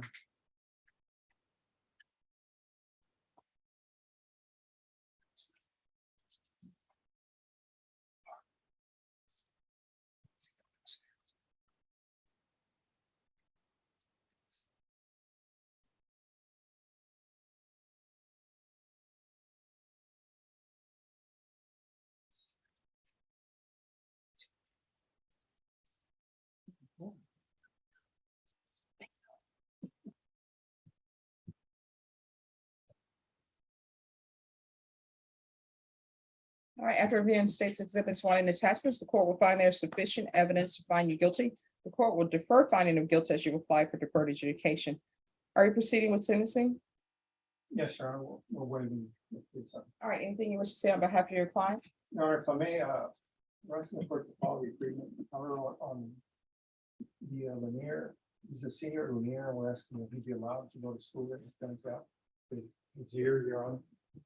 Well, isn't Lanier, according to their handbook, I, from my time in representing I don't know. students, I think in their handbook, I could be wrong, but I think in their handbook, the fact that he has this case and he picked it up on that campus, it's automatic expulsion. Well, I can't, I'm sorry, I can't speak to it. I'm not versed on. Why are you using marijuana on campus? In the police report, the officer pulls you out of the main lobby area because he said he smelled burnt marijuana on you. Yes, I didn't have marijuana. So why didn't you just go with him and then call your mom from the office? Why there has to be an altercation? Because I was scared, Your Honor. I Well, didn't you're want- at school. Huh? You're at school, Yes, ma'am. so you just go to the office. I mean, have things changed so much since I've been in school? When an officer wants to pull you out of a room or a class, then you go to the principal's office. And then they make a decision on, here is a piece of paper. You don't come back till your parents come in so we can address this issue. And of course, if you have drugs, your issue may be addressed by being taken into custody. So I don't understand why you injured this officer. Here this officer is at school, just trying to have a great day. Because he grabbed my shoulder and that made me hesitate, and one thing led to another, he grabbed me. No, I mean, it didn't lead to another. He said, come with me. And you took off running and he gives chase and he grabs you. You all fall down to the ground and then he tells you, I'm an officer, stop. And then you kick him. That's what we're here for. So I'm trying to figure out what is your issue? No, I don't have any. How are your grades in school? Good. What is good? Because everybody has a different, are you at the top of your Well, class? No, no. Are you at the I middle of didn't your go- class? Well, I didn't go to 11th grade because of coronavirus, so I'm trying to get my credit. I'm trying to go to Cairns, so credit recovery. So here's the thing. Before COVID, were you at the Yes. middle of your class? What were your grades? A's and B's, no B's and C's. I have like 15 credits, 16 credits. All right, C's. C's are, you know what C's are? C's say that you're doing average. And I know you can do better than average. You understand? Yes, ma'am. So, do you still live with your parents? Yes, ma'am. Father's here. All right, who's mom? All right. So do you want a curfew for him?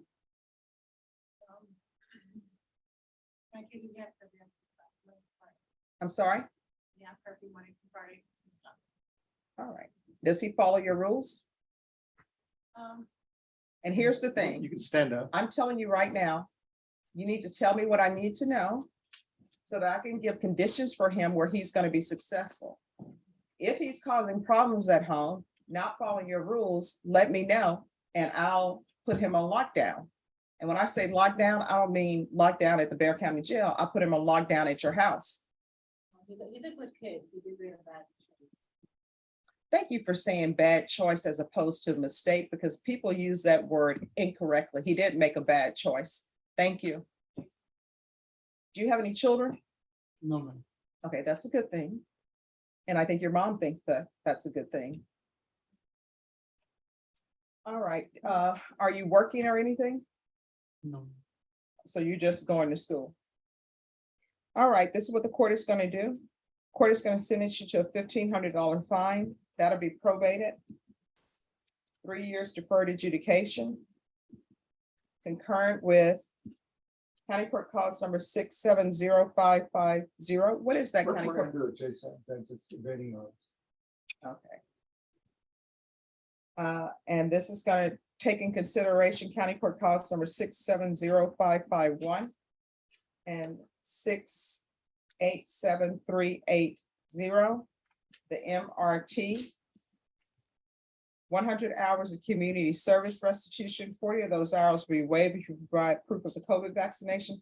Court is not requiring you to get COVID vaccination, but if you do, 40 of those hours will be waived.